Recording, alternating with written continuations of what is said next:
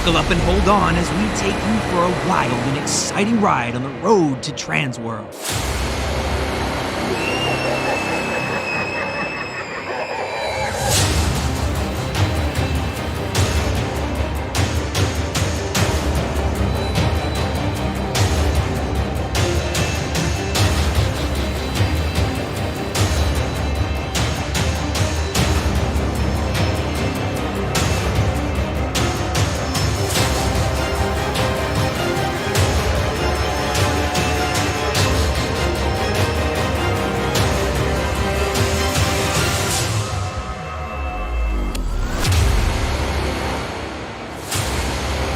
This is TransWorld Live.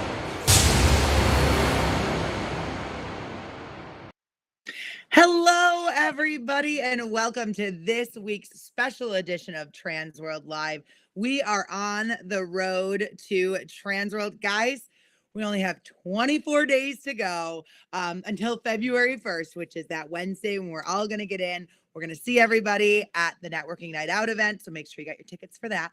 But this is starting off a very special series. We are coming to you live on Sundays as well as Tuesdays because we have so much content. And as we talked about last week, we want to bring you more. And so that's what we're doing.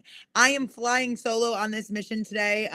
Chris couldn't be with us. I wanted to be like official and be like, he took the day off, but that's not really true. He just wasn't available for this evening. So we will miss him tonight. But this is a full show. We've got two amazing special guests.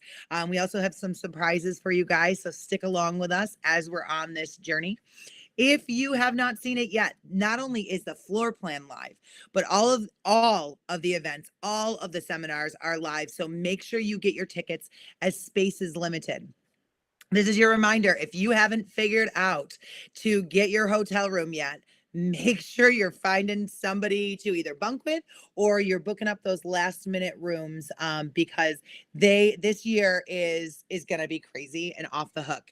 So tonight, I know. So Tater, I saw your comment moments before we went live. I'm sorry. Yes, I am flying solo tonight. So feel free to pick along as you can. But tonight we've got two amazing guests. We have both Brian Mudgett from RCFX and the Fear PDX Haunted House, and none other than Mr. Alan Hops from Stiltbeast Studios and Dark Hour Haunted House. So we've got a really fun show planned, and we're going to give you not only some information about the show, but things that you can not only hear, see, I don't know about feel, that might get a little weird, but experience at TransWorld with these two awesome folks. So without further ado, I'm going to get started and go ahead and bring on our good friend, Brian. How's it going? Good. How are you? Oh, doing good. Good to see you. Good to see you too. I'm so excited. Okay. We got to start with tell us everything about RCFX for those that don't already know about you. So RCFX is a special effects makeup company, and we also do set design products as well. And yes. We've been around for, I want to say my involvement's been about 6 or 7 years now. And yeah, we're excited. It's going to be a good year this year. So for sure. So tell me a little bit about some of your most popular products, especially for 2022. I can tell you some of my favorite products, but tell us what you've really seen take off. So we have our fast liquids, which has always been a popular item. That's something that we've sold quite a few of over the years. We also have our fast airs. So we have our whole fast series. So we have our airbrush paint, which is fast airs, of course. And we also have fast bloods and then haunt blood, which are alcohol-based bloods designed for the haunted house industry. So now I know this answer, but when you say the word fast, define, for those that don't do makeup, define what that means. So the whole theory, it started with fast liquids. The whole theory was in the haunt industry, that's great. You can spend 8 hours doing somebody's makeup. That's amazing. I'm not knocking that. That's awesome, but it doesn't really work in the haunted house industry. So we created these fast sprays that go on very quickly. And that's kind of the idea of being able to do makeup quick and whatnot. That's awesome. So now, I am going to go ahead and give you guys some props because one of the most amazing thing about your company is also your customer service and your like panel of talented people behind the scenes that help with this. So, we actually purchased these and it may or may not have been like our dress rehearsal night, which I think was a night that you guys were open and or something like that. Right. And I was able to get a hold of and get the answer for our makeup artist within like moments, which it was great because it was like 4:30 on a hot night. So it was a hot night. It really was. And just absolutely incredible. And even with other products that you guys have done with certain like scenic paints and stuff, it's always been awesome. So thank you for that. So now for all of your products that you've had, and if you're just following along now and you, RCFX used to be which company? Rip City FX. And you guys have always had a Change that. really great presence. Yeah, we changed that last year. We were actually going to do it earlier. We were actually going to do it during 2021, but there was always a bunch of other stuff going on around that time. So we just kind of prolonged the actual rebranding. One of the reasons we're doing it is Rip City is actually also a slogan that the Portland Trailblazers uses. And we didn't want, we do some projects here in town here in Portland because we're from Portland, Oregon. We didn't want to be associated with them. So we were just trying to kind of branch off from that to make those projects happen and whatnot. Yeah, and individualize your brand, so to speak. Exactly. Yes, and you guys certainly have done a really great job on that side of bringing your brand to the forefront of our industry and bringing on more things that we all need. Like and I'm just thinking to myself, I'm like Fast Blood. I'm like, wait, I got to check with our makeup team and make sure they have that because that's awesome and it'd be so much easier in so many ways. So, all right, so tell us, TransWorld, how has exhibiting at TransWorld specifically helped your business? To be honest with you, it's our probably, I want to say maybe 80% of our marketing that we do out of the year. It is definitely, we've grown year after year. We've gotten bigger and bigger and we sold more stuff every single year. It's the one show that we really prepare for. And then of course, and it just sets our year into motion basically. All right, that's awesome. And so now, with this year, specifically for TransWorld, are you still taking pre-orders? We're not doing any pre-orders for the show, but it's funny you said that because actually there is something that I was thinking about. As you said earlier, we have a haunted house as well. Yes. And we're kind of like doing these weird logistics right now because TransWorld's at a different time. And one thing that we have noticed is we actually come back Monday. And then the following Friday is Valentine's Day weekend, which we have a haunted house open, of course. So if you, just an idea, if you haven't thought about this yet, every vendor is going to be at TransWorld. So if you need something you may not be able to get, you might want to go ahead and order it now so you get it in time for Valentine's Day. That is a great point. Like I'm literally, okay. I don't know about your calendar, but with TransWorld coming up automatically, I'm like, there's nothing else after that, right? Because it's usually March, but you're absolutely right. Valentine's Day is the weekend after. That is great reminder. And you guys are open, in fact? Yeah, we are going to be open that weekend as well. Yeah. Awesome. Now, okay, side note, have you seen a really great trend with doing off-season events? Yeah, they've gotten better and better over the years. I was kind of skeptical at first, but now that we've kind of established doing them year after year, the attendance has slowly grown and gotten better and whatnot. So we just got done doing a Christmas event, and it was honestly our best event that we've ever had. So that's awesome. Good year. So. All right. So now with TransWorld 2023, are you allowed to tell us what if you have any plans or certain things that's going to be happening this year? Yeah, actually, we're releasing, I want to say 10 new products this year. So, oh my gosh. So are they on your website already, or is this? No, they're not. They're not on the website yet. They will be after TransWorld or during TransWorld, of course. But no, we've been working with some different haunts on some custom projects and some parks and whatnot. And so now we're actually bringing that to the public and whatnot. Okay, so now with your booth, can you tell us? I see. Are you in the same location this year? We are. We're actually a little different. Normally we have 2 booths on each side, but we've gotten wider. So we gotten fatter, I guess. That's so instead of 2 small skinny booths, we have now a bigger booth. Okay. And so then we're getting this question anyways about if you have more, or if you could give us any more detail on those new products that are coming in. Yeah, of course. Actually, one of the products that is actually a fine detail airbrush paint that we're putting together. Oh my gosh. Sorry, that we put together. That's awesome. And that is for makeup or for scenic? For makeup. Okay. All right. And now with this year, sorry, getting back to your booth, you're at booth number 831, correct? Mm-hmm. All right. I want to say so. 831 or 832, one of those. Okay. So, All right. You know, our booth space is pretty awesome. So we have Gorgalore right next to us. We have Rib FX right across from us. We have Little Orbits on the corner of us. We have Zombie Skin right there. And we even have Dippin' Dots. So it's like you can get a meal and you got everything right You guys there. are like in the party central, like right Exactly. there. Exactly.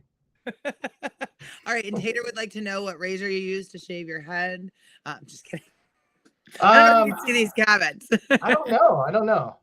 We'll call it an RCFX brand. How about that one? All right, perfect. No, here's Brian coming with all sorts of new products. Product number 11 is now going to be the razor. Yeah. All right. So one of the other cool things that you're going to be doing at TransWorld is RCFX is going to be doing an on-stage demo on Thursday, correct? Correct. Yeah. And now, can you tell us anything that we should expect with that? I'm going to keep that one a secret, but definitely it's going to be something you're going to want to check out. It's going to be all fun. Right. So, guys, you heard it here first. RCFX has a big secret, and it's exciting. And they won't even tell me what it really is because they're scared I'm going to spill the beans. We're good at keeping secrets. What can we say? Yeah. No, you got it. You got it. It's so big that you have to. So, okay. But one of the cool things about RCFX is you guys are definitely you have your finger on the pulse of what's happening. You know, one of the things about your company that I've noticed is that you bring out a lot of products that are not only needs, but also wants to some degree. What are you guys seeing in terms of trends? That's a good question. It's kind of weird is I've noticed this, and this may not answer your question, but it's I've noticed that the career faults have kind of changed in this industry. So it's a lot of new faces at TransWorld this year, or even last year. And I think we're really kind of spending a lot of time showing people all of our products that we already have. So I think that's kind of what we're focusing on this year is making sure that we move into that direction. But as far as trends goes, I mean, there's so many new things out there that I'm excited to see what everybody brings this year because I'm also a buyer too. I'm not just a vendor. Yes, no, exactly. Now, what are you? Oh, hey. Oh gosh. Oh my gosh. The requests have been heard. The potato kid is here. Sitting around and was like, let's see what TransWorld Live is doing. Can we hear you? We can't hear him. Uh-oh. That might be a good thing. Oh, we'll just look at him instead then. I don't know if you noticed or not, but he was actually one of my groomsmen and Shaylee and my wedding. Really? Yeah. So there's pictures out there of him actually all dressed up, looking nice and sharp in a penguin suit. Tater, is that real? Oh, he's gone. This is what happens when there's sound problems. He'll be back. Yeah.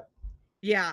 So, Tater's an awesome person, as we all know. So yeah, he's been on here letting us know he wants to come on and, go ahead and bring him on. So, all right. So we did industry trends. I'm sure Tater's got something to say about that. He is coming back in just a moment. But in the meantime, there is a tradition on this show. And that is to find out from you what your favorite holiday movie or tradition is. You know what? I was thinking about that because I heard that on one of the other shows. Yes. I got a little backstory to something interesting that happened. Okay. I want to hear it. I'm going to have to say the Die Hard series. Okay. So the reason why is it's I've always enjoyed that and that's something we've always watched. And I found out last year I got married and I found out my wife had never seen it. So we watched the first one and afterwards she was kind of quiet about it, so I didn't think she liked it. But then found out the next day that she did like it. So we watched the second one. Well, here's what's really weird about the whole situation is it was kind of starting to snow, which it never does. And I heard a little ring chime. Everybody knows that sound, the ring. Somebody's motion, the camera's going. Oh, and there I wasn't going to do anything, but I actually went and looked. And then I found out it looked like somebody was trying to steal one of our trailers at the haunted house. Wait, what? For real? Yeah. So this is while Die Hard's going on, keep in mind. And so I call the police, and the police come, and there was like, I'm not going to go into details of what happened, but there's like officers with guns and everything and dogs, and they're all barking and yelling for this guy to come out and whatnot. And this is all going on while Die Hard's going on. They're invading the church in Die Hard 2. Oh my God. Crazy.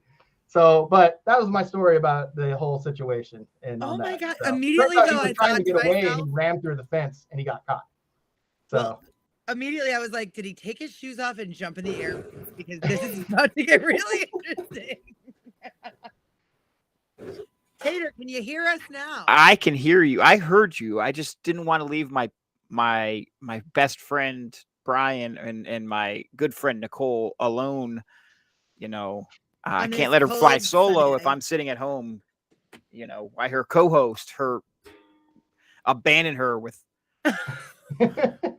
to left her to flounder. Yes. Well, I'm glad you're here.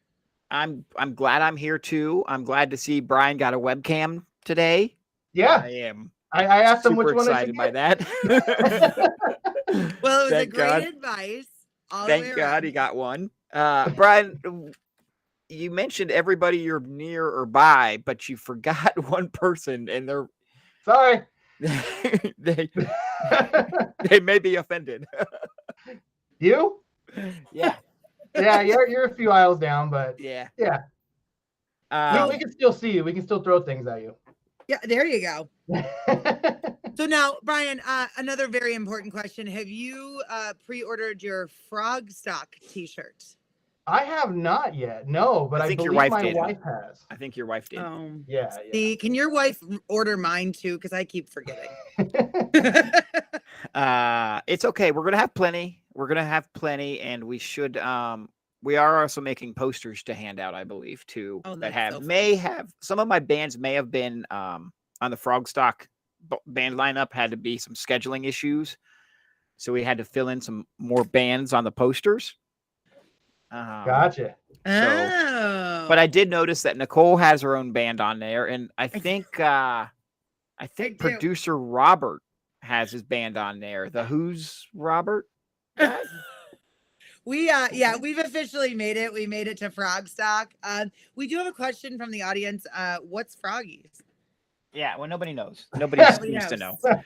Knows. I did want to talk about. Never heard of them. One of my experiences with some of Brian's makeup. Brian, we were doing, and he doesn't know this, but we were doing. I was down in North Carolina for something, probably working a haunt, and one of the characters was going to be one of the Sanderson sisters.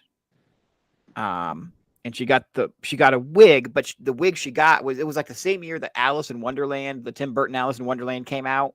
So she got that like bright red Queen of Hearts wig. Oh no. And where are you going? I'm killing my cat because he unplugged my headphones, but that's okay. Like, what just happened? All I had was we're live, ladies and gentlemen. In my bag was a can of the Fast Liquid Brown dirt. There you go. Fast dirt. Get it right. So I chased this lady around like the area with the fast dirt. I'm like, just let me put this in your wig to kind of calm the wig down because it was way too bright. And she finally let me do it. And she's like, wow, that stuff really works great. And then she ordered it. So yeah, it's really great. If you guys have not tried that product before or any of the fast products, they are incredible and they are actually fast. I think if you are a haunter, though, you also know the opposite where, you spray an actor and 5 minutes later, you're like, who was just in the bathroom? It's now covered in blood. And you're like, please go to the blood station after you go to the bathroom. Yeah. it becomes a whole thing. Yeah. So what are we, like 3 weeks from the show, 4 weeks from the show? We are 24 days. Oh my gosh. I don't know. I don't have a calendar up for that reason, Brian. I don't have a calendar up for that reason. I know. Literally, when you said Valentine's Day, my mom brain went to, holy crap, I gotta remember that and write that down. Because literally, life's not functioning without it. Yeah. Brian, I know in the past your booth has always been like a giant booth that's, metal. Are you bringing that booth with your booth redesign? Or are you scrapping that idea and doing a new booth? What's your booth going to look like here, bud? So we are doing a similar booth. It is going to kind of look like that, but we are changing it up a little bit. Yeah. Okay. We're not changing. He's full of secrets tonight. I know he is. He's not giving us anything. I know. I know. Can we get at least one of your 10 new products that you're bringing besides your airbrush paint? Well, besides? Yeah. No. Let's do 2 out of the 10. Did you say no? Perfect. Yeah. Can we bring Alan on now? Oh my God. Okay, so I do want to give you a shout out. Ashley's giving you guys a shout out that her haunt only uses RCFX for the last 5 years. Big fans of the makeup and the UV paint for our UV sets. Yes, that is one of my favorite things is the UV sets. The UV set paint it's so vibrant. It's so cool. By far one of the best on the market all the way around. We've got more coming in on here, but one major question that's also part of our asking is what if any is your New Year's resolution this year? I gotta lose weight. Okay. Yeah, that's the one. That's the big one. Oh, Tater, you got comments? I had questions. Okay. Questions? Brian, you have different bloods. What's your favorite kind of blood that you make? I would have to say definitely our haunt blood. The haunt blood? Yep. It's a thick and it goes on real easily and it doesn't come off until you take it off. Is that for props or is that for makeup? Do you have anything for props? That's for the makeup, yes. And do you have anything for props? We do. That's called haunt sauce. Haunt sauce. That I knew. I'm like, wait, I know that one. And it dries with the glossy coat on it. Yeah. It looks fresh. Yep. Absolutely. Awesome. So there's some folks that have never heard of your fast liquids and or your makeup. They've been using other products for a while. Can you describe to the folks at home one of the major differences about what you guys offer?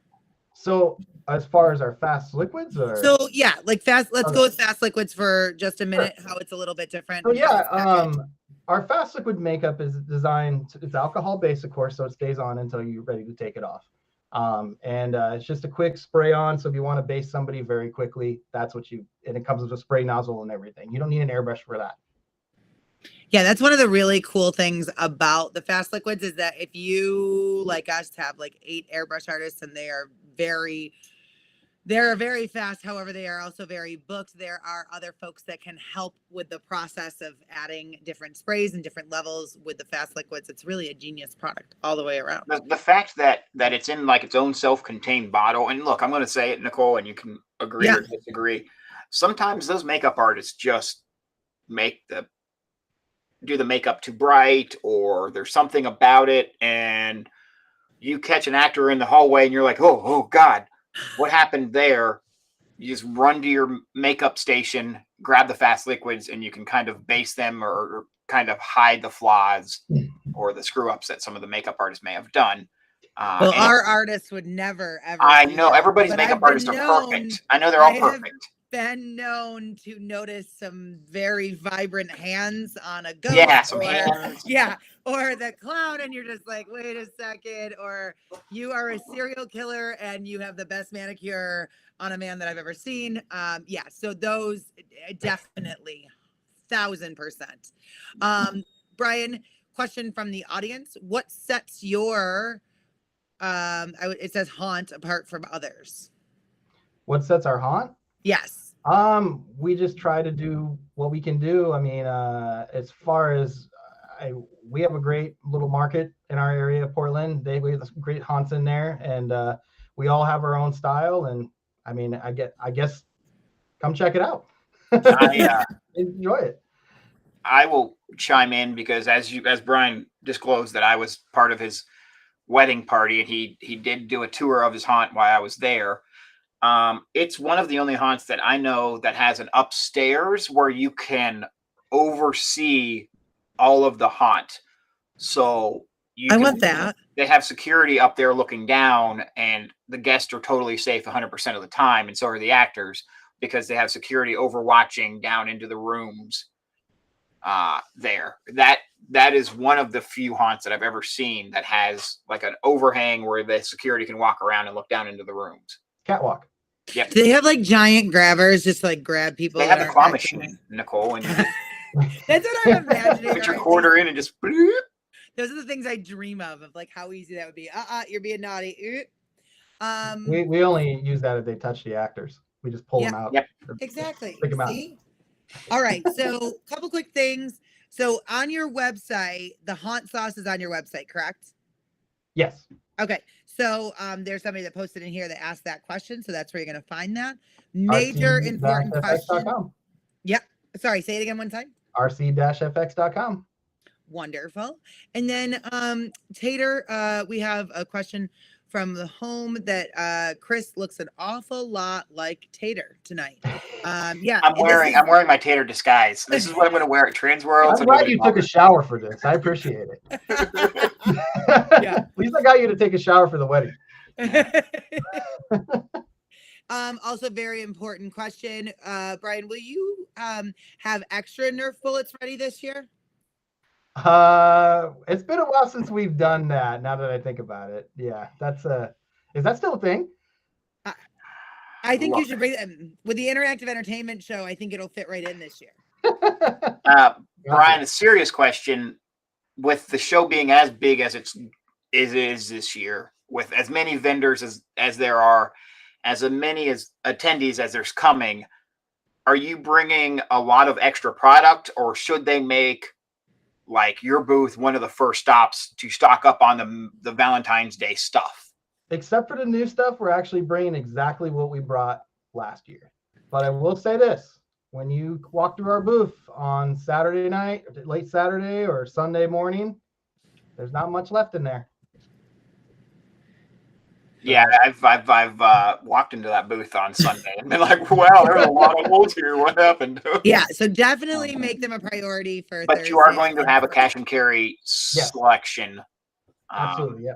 To kind of, for the last minutes, it's like, oh crap, I didn't order like Nicole and Tater and Brian told me to. I should stop by their booth. So make sure you get there. If you want some of the fast liquids, and how many different colors of the fast liquids and come in, Brian? Do you know? Over 20, I think. 20. So one of the 20 different colors of the fast liquids, or some of the airbrush paint because you neglected to order your makeup for Valentine's Day. Yeah. Rip City's booth is located conveniently near the Froggies booth.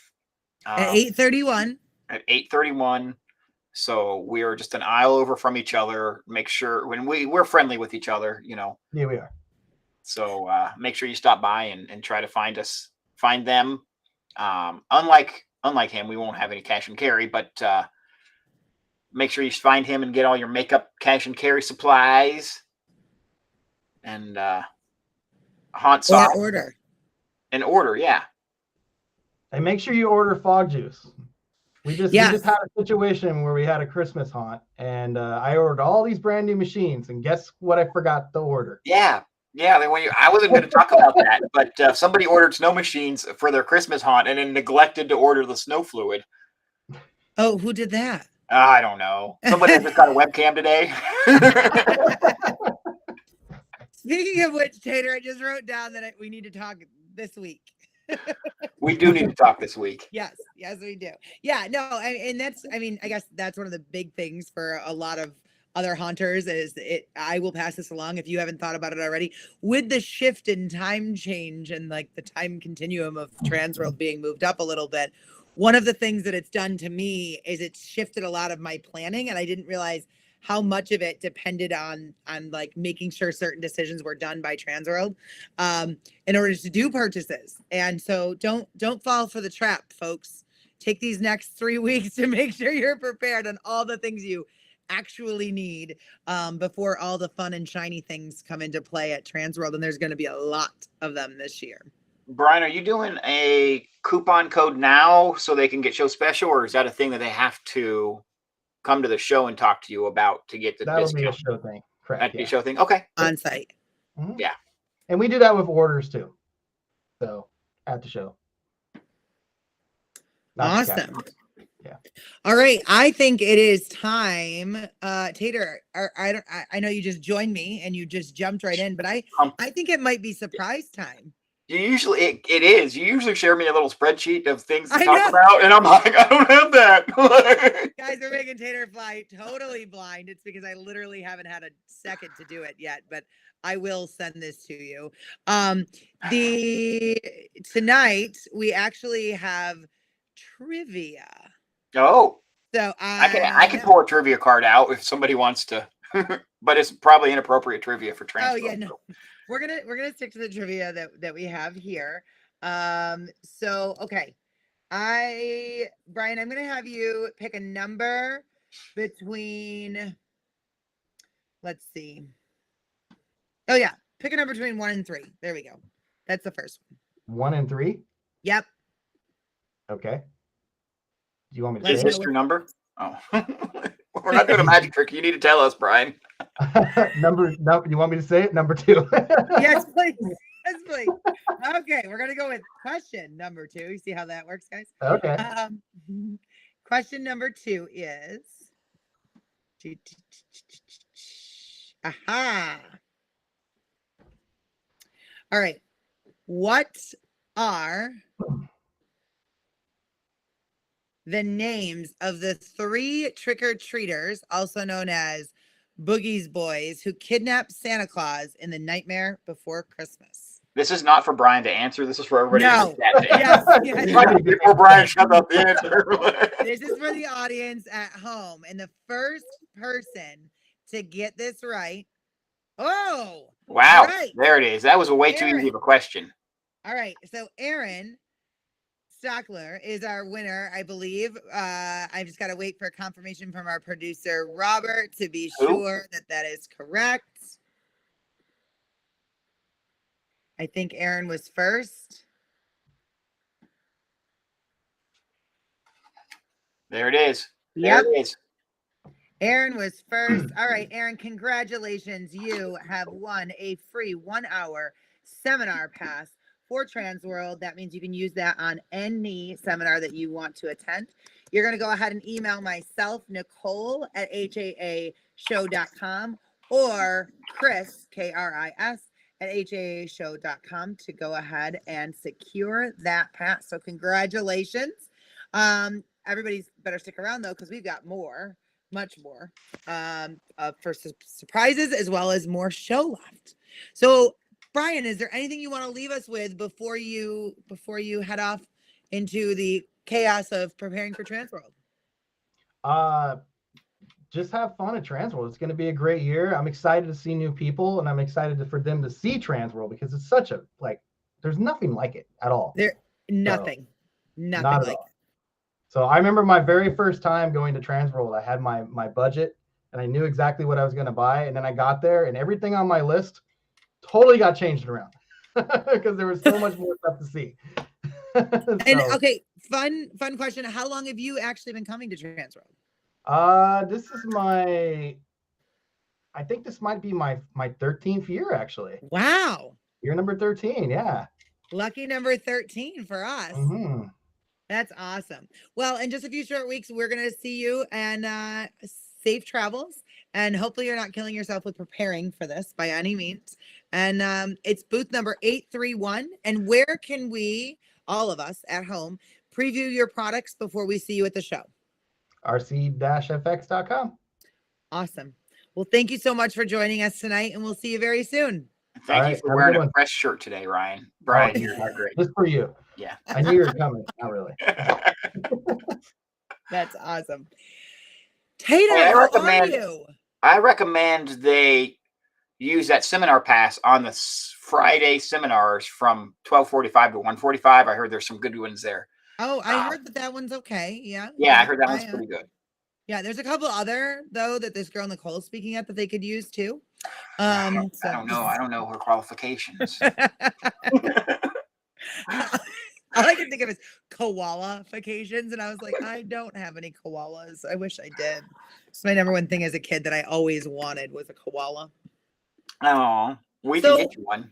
Oh, yeah, I don't remember if there's ever an audience that could, it would be this one right Just remember, they are bears. Yeah, I know. I don't want a real one. My God. Too much to deal with all the So way. what we're saying is chat should buy you stuffed koalas and flood you with them at TransWorld. Got it. Got it.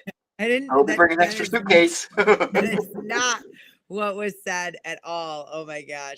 All right. So I hope you guys are enjoying this on a Sunday. Obviously, it's a little different all the way around. But like we said, we have so much content coming down the pipeline that we had to add Sundays to this. And so this week it's me and now Tater. Thank you for joining us. And then next week it's going to be Chris and possibly a friend of his choice. We'll have to see. Maybe Tater will do a great job. I'll be in Vegas on Wednesday. Okay, and it's not going to be Tater. And then you're going to be in Vegas next Sunday? No, not on Sunday. No, not Sunday. Okay, well, what are you doing next Sunday? Wednesday. Okay, what are you doing? I don't care about Vegas. I care about what you're doing next Sunday. I'm not doing anything Sunday. Oh, okay. Well, maybe you will see Tater there, guys. Lemon-filled koalas. Oh my, that would be funny though. It really would. Okay, so Tater, have you heard who's coming on next? I read the preview. I haven't got the email yet for the link. I sent you a text message. You didn't get the text? My phone's over there.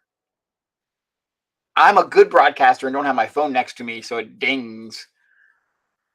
Okay, so hold on a second here. Hold on a second. I heard it's going to be Alan Hops. Is that correct? That is correct. Yes. Thank God. Because if we said his name and he didn't show up, we'd be like, gosh, I hope he's there. He's not in the comments, so he's got to be somewhere waiting. So yes, that is our next guest is Alan Hops. He is coming to us. As we already said, 3 weeks to go before TransWorld, just 24 days, and we are going to see Brian and him in the flesh.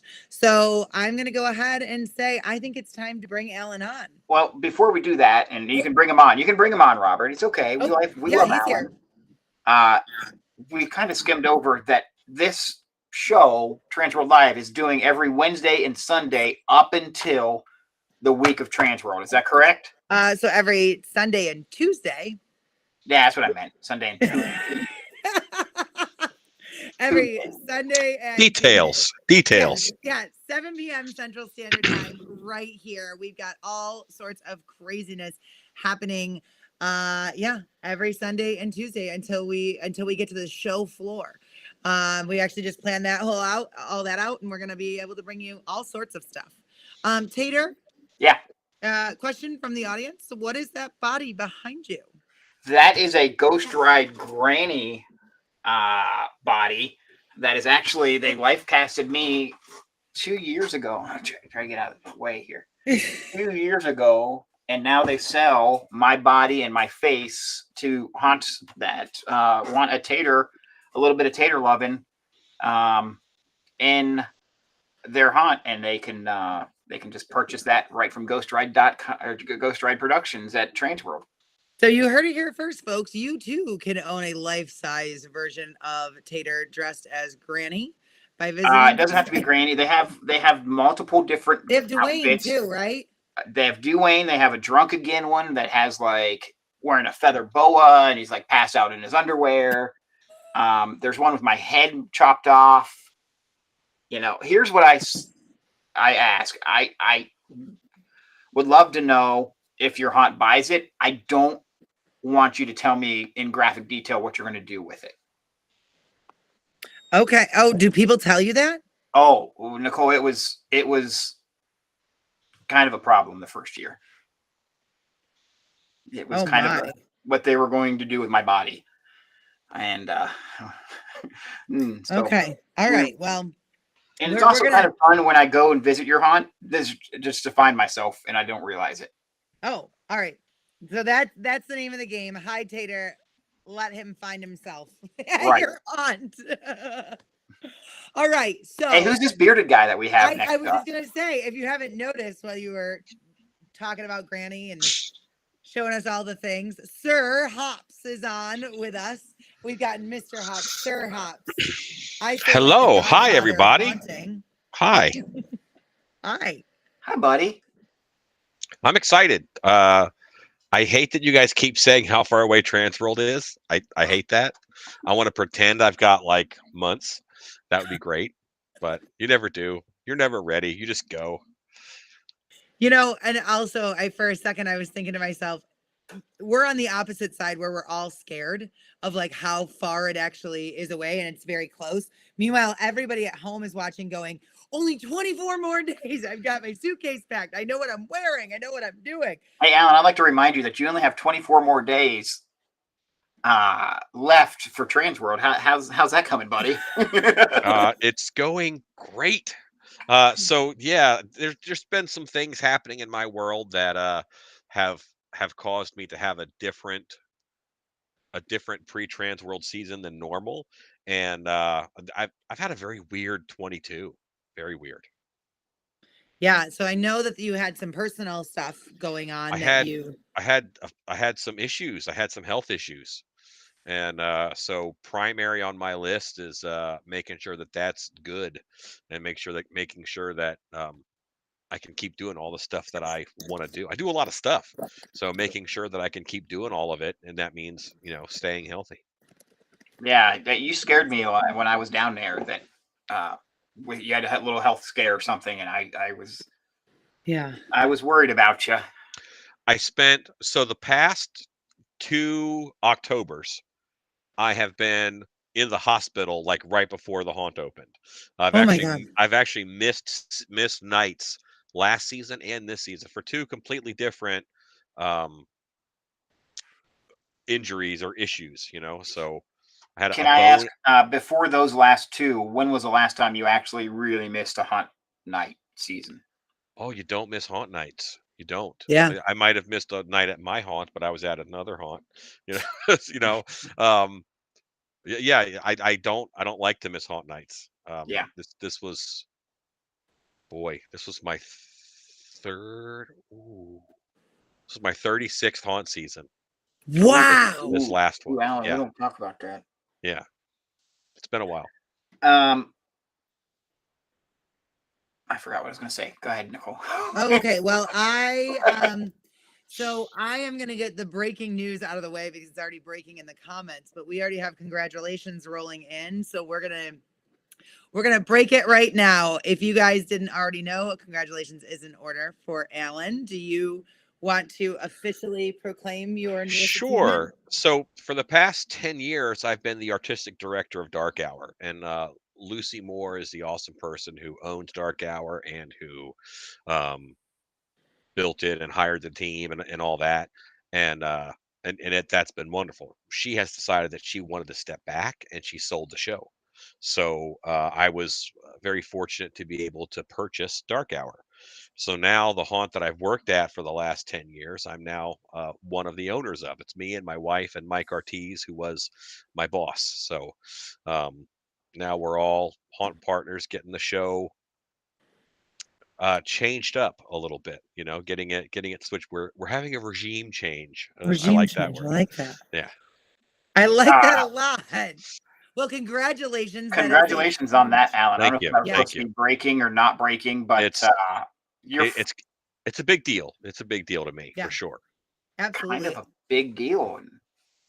When was the last time you owned and operated a haunt? Was it?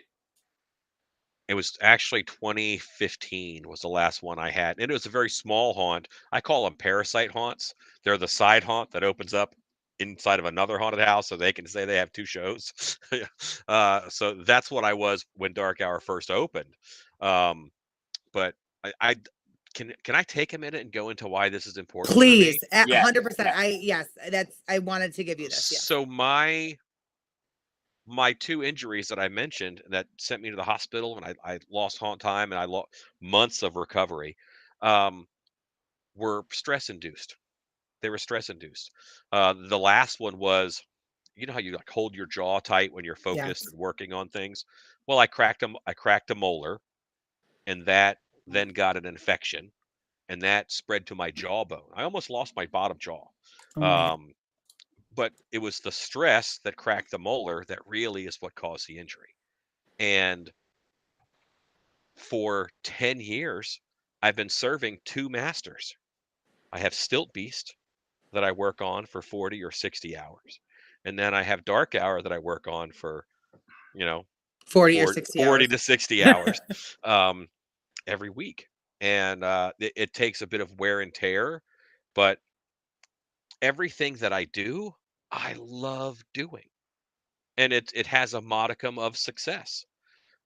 Whether it's my YouTube channel or the haunted house or the monster museum that I do in the spring, um, all of it is something that is important to me. It's a part of me. And why this is so huge is that by purchasing Dark Hour, I'm merging Still Beast and Dark Hour. So now all of the season lows that Dark Hour has, those are the season highs for Still Beast. And I have staff. It's not me in the shop and I invite some folks over to help me make things. It is now Stiltbeast has a staff of like 8 people in order to That's work awesome. 40 hours a week and fill orders and to do the business that needs being done. And it's not just left on my shoulders. I have a very talented team at Dark Hour, and that's pretty huge, you know. It's very huge. I wrote down a couple of names since you're blending the two. How do you feel about Dark Beast or Stilt Beast Hour?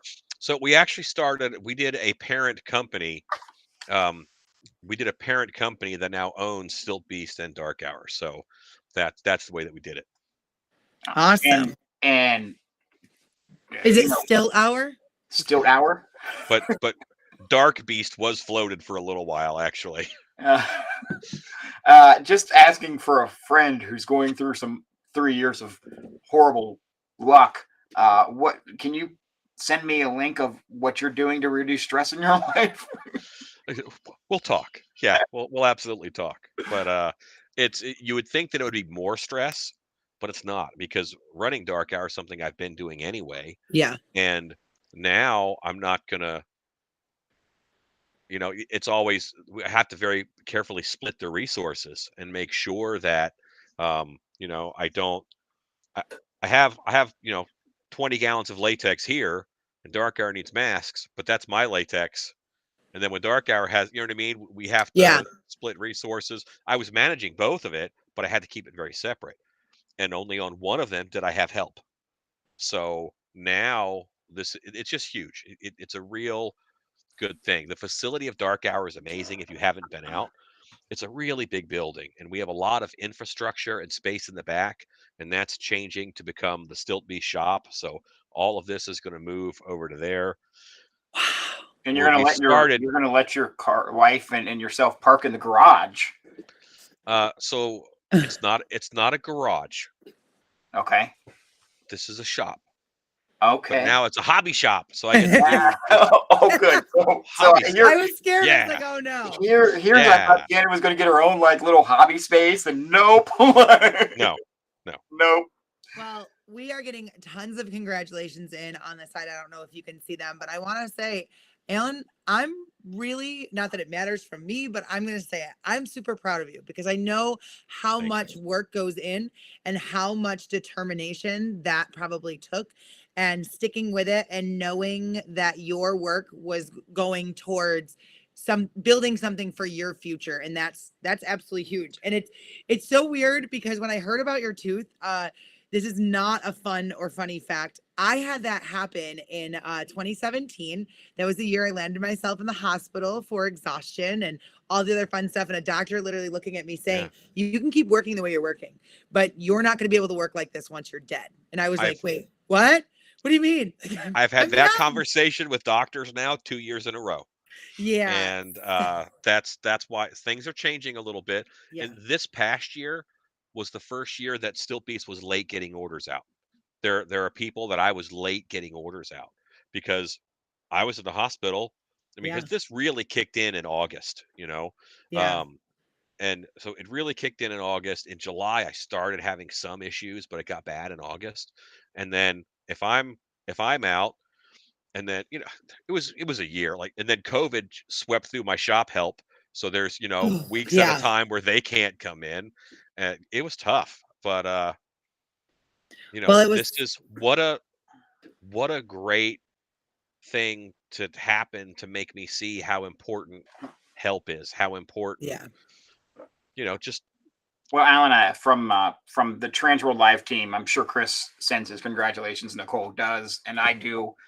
Jen and Rich also do. I know how much passion and love you have for the industry, and over the years, you have brought numerous tutorials and so much tips and tricks and how tos. And congratulations on owning now Dark Hour. And I thank you. can't wait to see what Dark Hour blossoms into in the future. absolutely. Speaking of which, I don't think it's on the list, but a little birdie told me for the first time in a long time, you got to do something this week that you haven't got to do. I did. My YouTube Wednesday videos are back. So I have a YouTube channel called Stiltbeast Studios, and that's how a lot of people knew me before. I guess before other stuff, because I was pretty early on YouTube. I've had my YouTube channel for 15 years. It's all haunted house related of making things, and it's really close to hitting 100,000 subscribers. And I have restarted, and I'm promising a full year of a video every Wednesday. Wow. So, but because now I have editing help, I've never had editing help, but we have people on staff who can help me edit. So there's so many advantages that are synergistic between Stiltbeast and just all the other things that I do. It's really wonderful, and it allows me to make a bunch of full-time haunters, which is what I love doing. And that's part of the dream And all the way around. Look, I Yeah. don't own or operate a haunt. I'm just the fog guy, is what everybody knows me from. But I did watch that first YouTube Wednesday video because I missed it. I missed watching the tips and tricks and watched you paint the gears on the thing and watch you talk about the background and the foreground and how this was just going to be a blow by piece. What's funny is a lot of people tell me that they just like my voice, and Yes. they watch it to go to sleep. I will tell you, it calmed my cat right down. He's asleep right now. So Listen, now that you say that, I'm like, wait, that's actually a brilliant idea. I pay a lot per month for an app that tells me stories, and sometimes it's Matthew McConaughey, sometimes it's Harry Styles, but it's never Tater. Tater stories don't put you to sleep. But Alan, with the Stiltbeast going, you being the owner of Dark Hour, and you're teaching the legal allotment of classes at TransWorld, is that correct? But it's the legal allotment of which he allowed Jen and I to So force him last year, I think I taught 8 classes. into. Like I taught a lot of classes last year. And so I was not, if you think about it, show floor, I'm teaching 8 classes. I'm gone 8 hours. No, you got to leave half an hour early, and you don't get back as soon as your class is done. You talk to people in the hallway. So you get back 30 to 45 minutes later. I was out of my booth for 16 show hours. That's a lot. That's a lot. So last year we had a cardboard cutout of me in the booth because I knew I wasn't going to be there. You had a flat Alan. That's why we had the big flat Alan, the big, cardboard cutout. So this year I won't have a cardboard cutout because I'll be there in person, aside from like 6 hours while I'm teaching those 3 classes.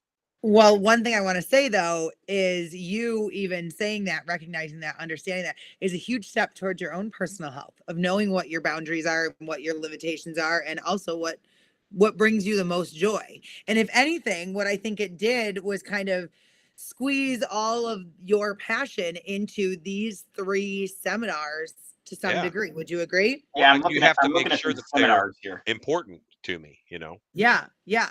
So, and I'm going to run down them really quick, and you can either pick one or all of them to talk about. But we've got from ceiling to floor, room designs to die for. That's going to be on Friday from 11:30 to 12:30. That's a tough spot right there, Nicole. I think there's another class going up against that spot. Yeah, yeah, yeah. But you know what though? Choose wisely. Between the So- two, I'd go with Alan.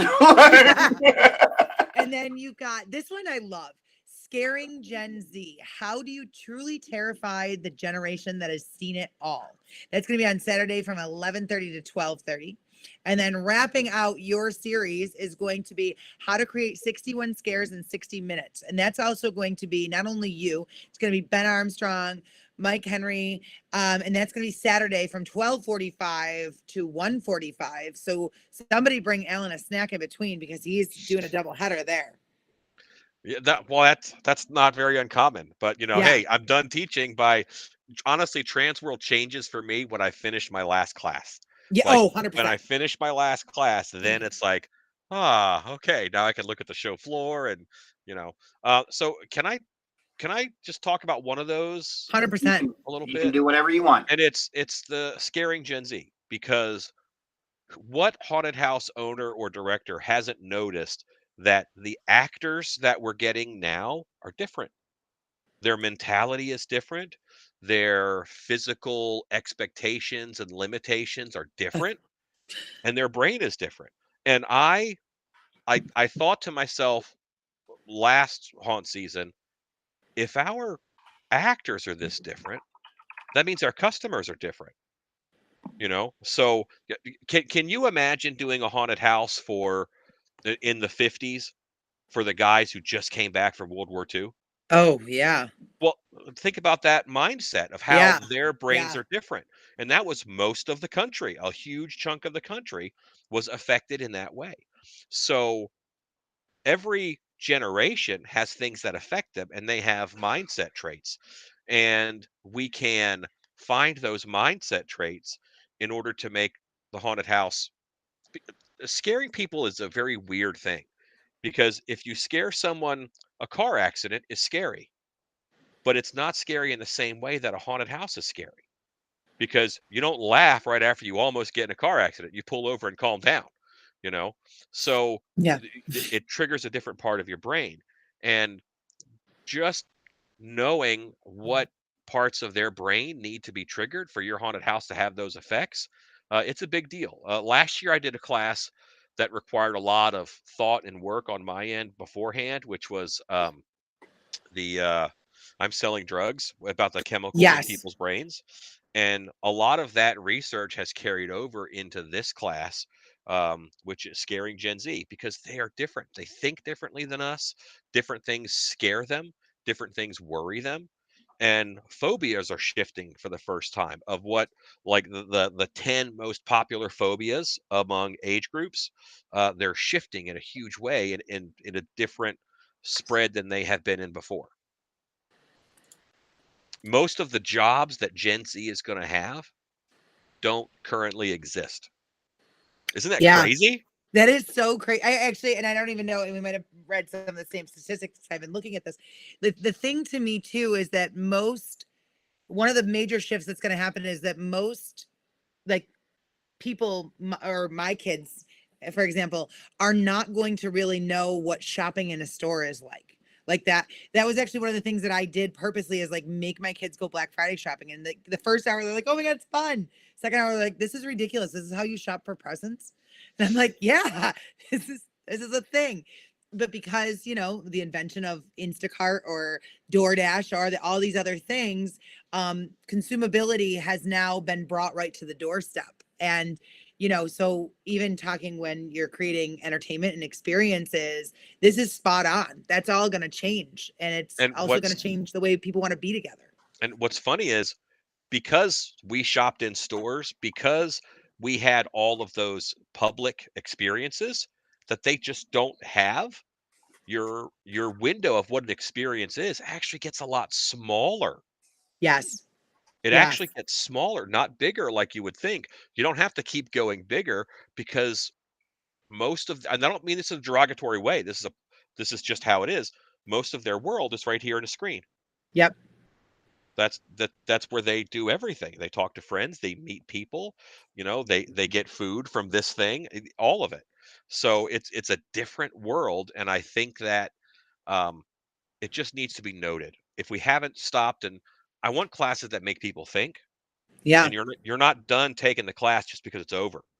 Then you're thinking about it, and then you're applying it and teaching yourself as time goes on. And that's what I want out of this class, just like some of the ones I did last year. That's awesome. Yeah, that's I'm gonna really be excited. I hope that class is in the biggest room that we have for TransWorld, because I feel like producer Robert made a comment that said that he had to be security last year just to get into one of those Alan Haas's classes. So I'm assuming it's going to be about the same. It's going to be pretty much standing room only to teach for that class, because look, let's be honest, you're operating a haunted house, and if you don't target the Gen Zs, they're going to leave the 1-star reviews and say, well, that sucks. Yes. And they're going to leave them on apps that we don't even know about. Right. Yes. Because we're Right. old. Yes. Yes. Right.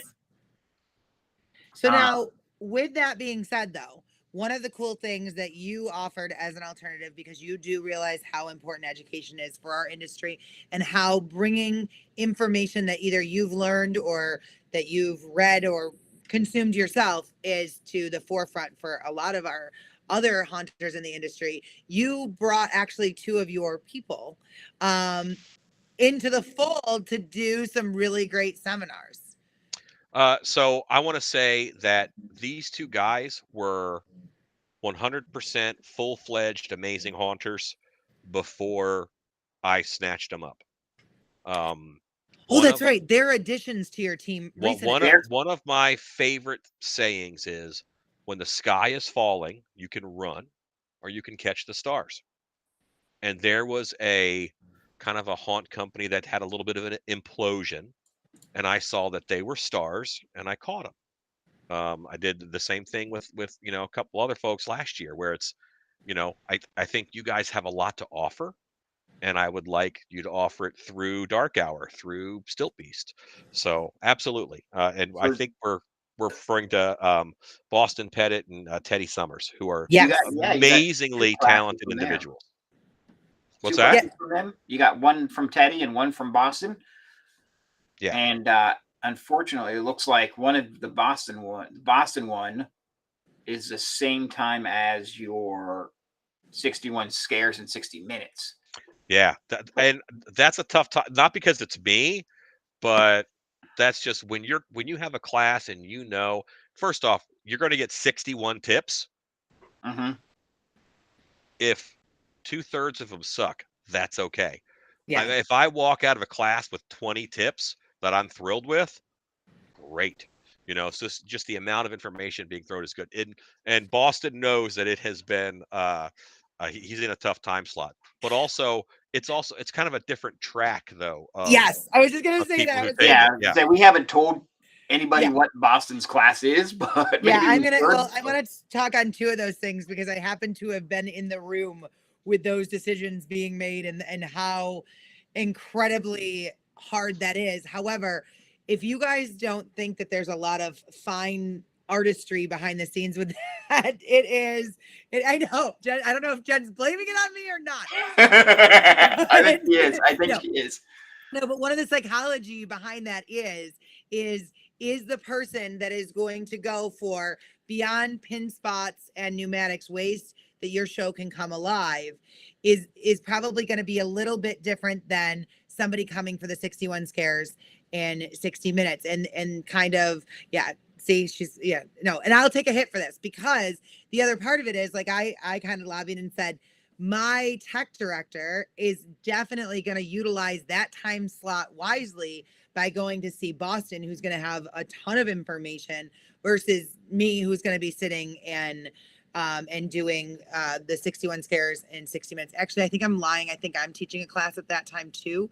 So what you're saying is the show floor on Saturday between 12:45 and 1:45 completely empty because they're all going to be in the Beyond Pin spots or the 61 scares in 60 minutes class. What I'm saying is bring your team. Work smarter, not harder. Things like Alan is doing, or Nicole was forced to do at one point, is kind of broaden your umbrella and make sure the right people are going for the right information. And, think about it this way. Alan, if you had your team going with you, and let's just say Teddy and Boston are going, and you've got to teach this class, but there's all this other important information going on. What do? You divide and conquer all the way around. Absolutely.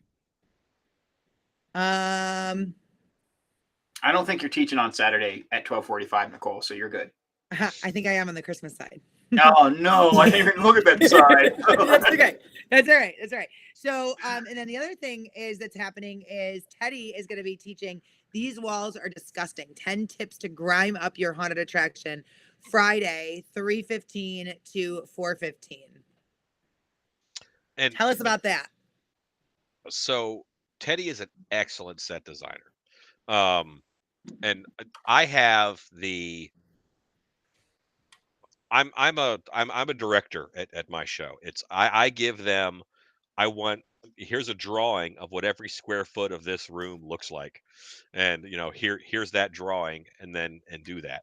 Because I want that degree of control over the show. But where mine stops, where my direction stops, that is some of the finish and the detail. And I'm very impressed with Teddy's work in that, and just the techniques that he uses, the materials that he uses. I've said for years that I'm too clean in my design work, and he is a goop master. As far as where to put it and how much and how it interacts with the lighting that you're going to use. So it's really good stuff. I have a coat here, right here. Okay. I have a coat that we're working on for TransWorld. So this is see all these nice mushrooms. Ooh. Yeah, this is a myconoid coat, which is one of the characters that we're taking to TransWorld. And this is work that Teddy did. And it's looking very goopy. I did not even try to do this because I knew he's better at it than me. So I let him do it. Yeah. Because now that I have that tool in my toolbox, you use it. And if anybody's not familiar with Boston or Teddy, I mean, Teddy and Boston have both been in the industry for a while. Long time. I was not aware of Boston's tech chops until recently. In my head, he was a makeup guy, but that he does a lot of excellent tech work as well. I'm kind of weird because some people think I'm I do haunt projects, DIY stuff. Some people think I'm just an actor trainer. Some people think I'm a haunt airbrush makeup guy. It all depends on how you were introduced to me, of what you think, or maybe what class you took first, or what YouTube video you saw. So he's in that same spot. But both of these guys, a lot of my people are very multi-talented. Jake Farmer's another one, but they're all multi-talented. They do a lot of different things. And it's just, what are we focusing on right now? But I encourage that in my crew and in my team, to learn everything. And then you might be great at something that we didn't know, and let's keep you doing that. Yeah, I mean, you got 3 seminars you're teaching because you're being on the show floor, 2 amazing seminars from your team, and then you're also working Stiltbeast Studios. Yeah. And I think this is still valid. We'll have to talk after the show, but I think you're at Networking Night Out as well on that Wednesday night. That's one of my favorite things, so I hope I am. Okay, good. Nighttime doesn't count. If the show floor's not open, then I can do whatever. Okay. All right. No, I wanted you to say that because I wanted people to know that, that is stocked with so many awesome connections all the way around. So one of the big things, though, is one of your big presence at TransWorld is Stiltbeast Studios. Tell us everything about Stiltbeast Studios. How did it start? Where is it at now? Where's it going? Boy. Okay, so Stiltbeast Studios is It's a company that I use to make things for haunted houses. And for a long time, I was just kind of filling little holes. But when I did that, I realized that people weren't seeing my best work. They were seeing the things that I thought that they needed, not what I was best at. So I've switched gears the past couple years to mostly costumes and masks that I am really good at making. And we had some big hits last year. We had a gnome costume that we That little sold a gnome ton of. terrorized me the entire People show. loved the gnome. So hang on one second. I'm going to get a gnome head and I'll bring it over here. real Okay, quick. all right. Take a minute. Yeah. Okay. Wait, the fun anecdote in the middle is that, like, and I hate to say this, I kind of like forgot about gnomes, but gnomes in my house have like become a thing. In fact, my mom for Christmas like bought gnomes for everybody because I, jokingly and in a lot of ways, I was like, yeah, I love to chill with my gnomies, right? And so since then, she like gifted them all the way around. And secretly, when Alan started talking about it, I was like, oh my God, I wonder if the gnomes are coming back. Nicole, I'm going to be honest with you. Yeah. That gnome terrorized me the entire show. Really? And I don't know if it was the same person in the gnome costume doing it over and over and over again. I'm assuming they switched out actors. New fear unlocked. Got it. I don't know what to send why you. that thing terrorizes me as much as it does. But the gnome is a costume from last year. Hopefully it doesn't show back up and hopefully he doesn't do a giraffe costume either. Well, what I'm seeing from Kyle is that him and I have the qualifications for your next. I think what's going to happen is you're going to get flooded with koalas and you come near me with a gnome. I'm going to airdrop 19 more koalas at you. So these guys are fun because like this head actually goes here. I love it. So you look a lot shorter. We made EVA foam boots for all the ones last year, but this year we have a molded boot. So we're doing some things with the gnome to Alan, make it a can little I more ask just production-y. so I know, was it the same person in the gnome costume all last year? Last year, when the world was sane, TransWorld was in March. So the first day was a leprechaun. Yeah. Oh, that's right. Yes. Yeah. So we did that because the first day was St. Patrick's Day. That's right. One person on the first day of the show, Thursday, and the same person the rest. Okay. So it's different people terrorizing me in the gnome costumes. That's what it is. Yes. Okay. But I think you're an easy target, but you're an easy Seeing target. that I have to walk by your booth to get out. Yes. Tater, I think that they all talked to their gnomies and planned it out to get you. I really don't like you sometimes. Oh my God, you love it. Knock it off. All right, can we get a hint on what new products you're bringing to the show? Yes. Okay. Hang on. Better question. Do you know what you're bringing to the show? I know most of what I'm bringing to the show. So I'll be honest with you. The gnome did not exist until 2 weeks before the last TransWorld.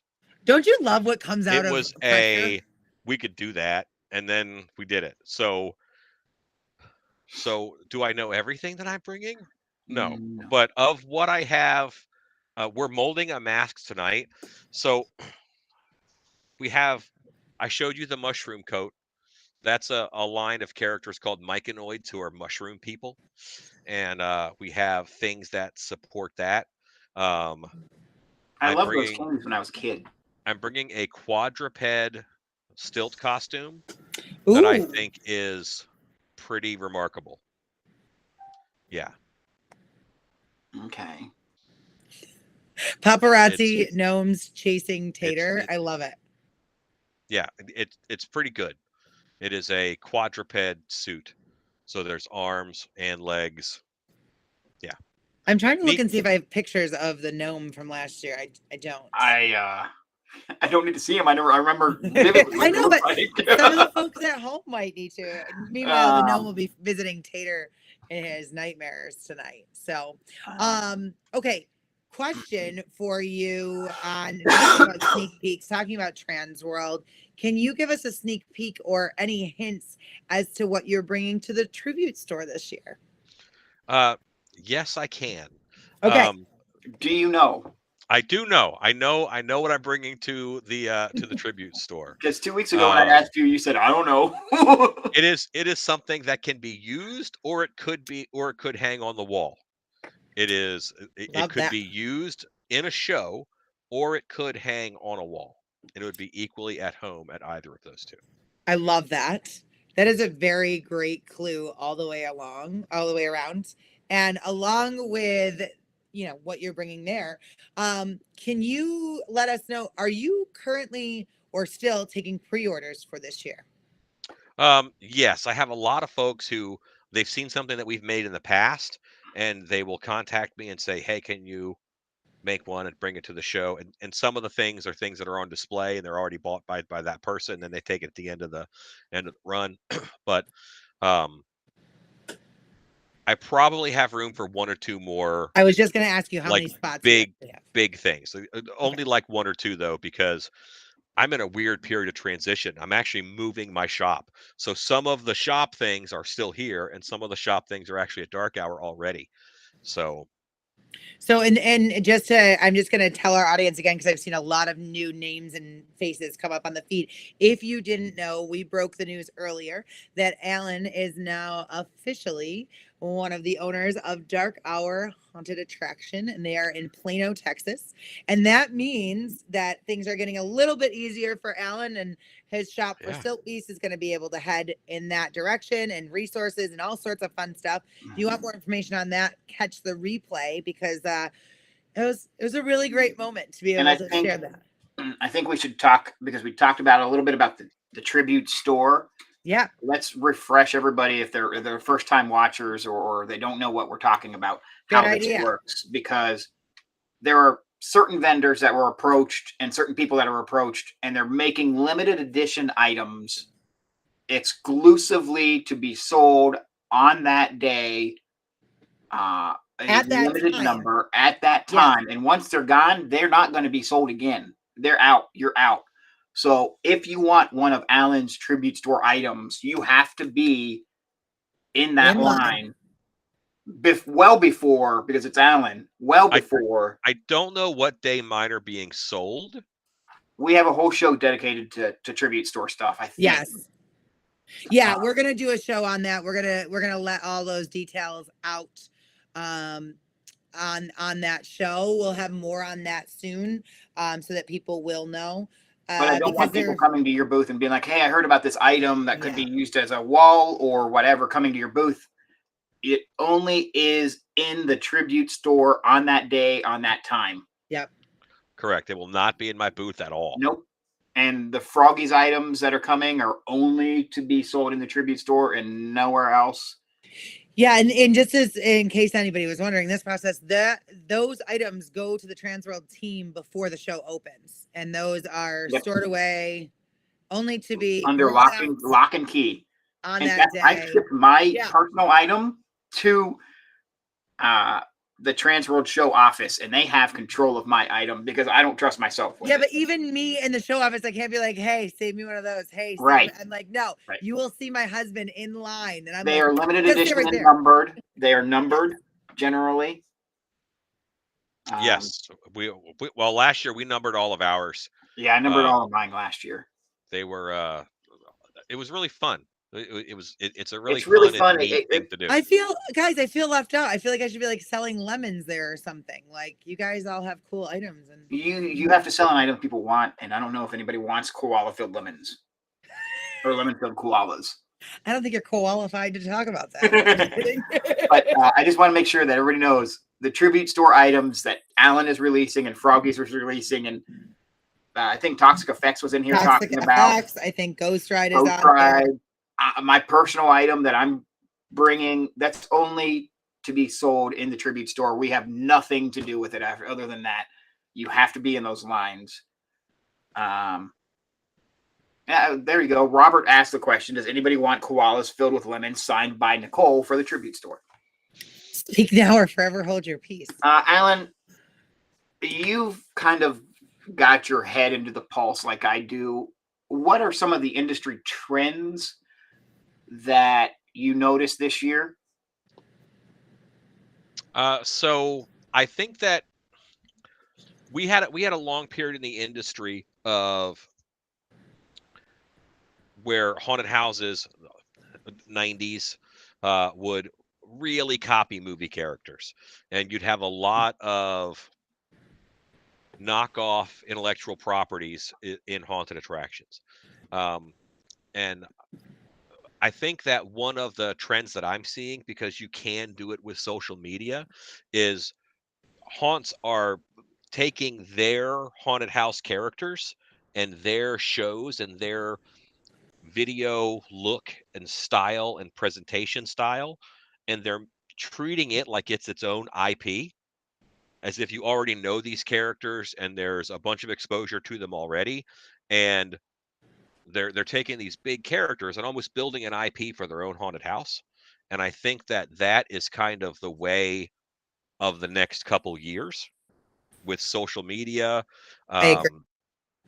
because you have to treat it like it's already branded content and just present your haunted house in that way. It's not a place to get scared during Halloween. It is a place to see these characters, this building, and be exposed to this mythos.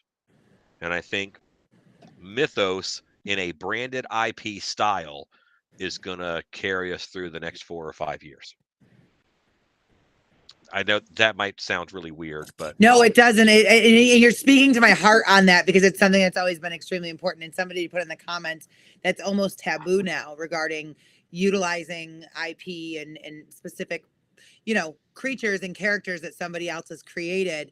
And I do have to agree on that as somebody that's a creator, and I know that Alan's a creator, and the thought process that goes into the characters and the costumes and the this and the that, and also the excitement that goes on behind the scenes once you Alan, get would that. you prefer to kind of piggyback off that question, the actors to come up and create their own kind of iconic characters, or would you prefer to, as a show director and owner now, you guys create like the character? so I try to go like 50-50. And so what I try to do, because you're always afraid as a director that an actor is going to make the wrong choice. So when you're doing improv, you have to make big, bold assumptions right off the gate. So everybody knows, you have to say, here in this church, we do this. And then everyone who's playing the improv game knows we're at a church. I have to tell Dark Hour's story so well that the actors can only make good choices when they're making a character fit in my world. I'm making that world, and then they're making a character that supports it. We have our backstory. Dark Hour is a coven of 13 witches, so they get to make a character that'll either support the coven in general or any of those 13 witches. That's a lot of, and each one of those is a different style, era, look, a different culture. So they have a lot of choices and options as far as what they can make. Did I answer your question? So I give them the option. I assign all the characters, but I always leave space for them to do something that they want. On my cast list of 65, I have about 20 spots that say Dark Hour character, and that is one of the actors has come up with something that they want to do in our style, in our world. Okay. I love that. I had to write that quote down just as like a reminder for my production team that is so important, because we spend a lot of time on our stories. If your stories are big enough and bold enough, then they're going to make the right choices because you laid the groundwork. Instead of it's a forest, wander through there, it's freaking train tracks. And that's how your story ought to be. I love that. And that's a great reminder all the way around. So now with your, one thing that just popped in my head, and we kind of talked about this earlier, if anybody is interested in seeing Dark Hour, we actually did a visit with you in September. Lo and behold, the week before, or actually, I don't even know, I think it was like the day before, you ended up needing to have some emergency medical treatment. And like you are a rock star, as well as Boston Pettit and Teddy Summers were featured in that episode. And you can kind of scroll back. I'll try to get what episode that is. I was trying to look a minute ago, because you do go into a lot of that and a lot of with the story, and also how not only the characters but the scenes that you create all collide to make this magical world over there at Dark Hour. That's the hope. That's Yeah. what you want. I actually gave up on trying to scare people in the haunted house. That's not my goal. Yeah. My goal is to make my customers say wow 10 times. If I can make them say wow 10 times, and then the actors are scaring them, and if I have the customer saying wow, then the actor can come in and get that scare. I love that. And you're also from the same mindset as I am, where you're not only trying to scare, you're trying to entertain the people as well through the haunted house. Is that correct?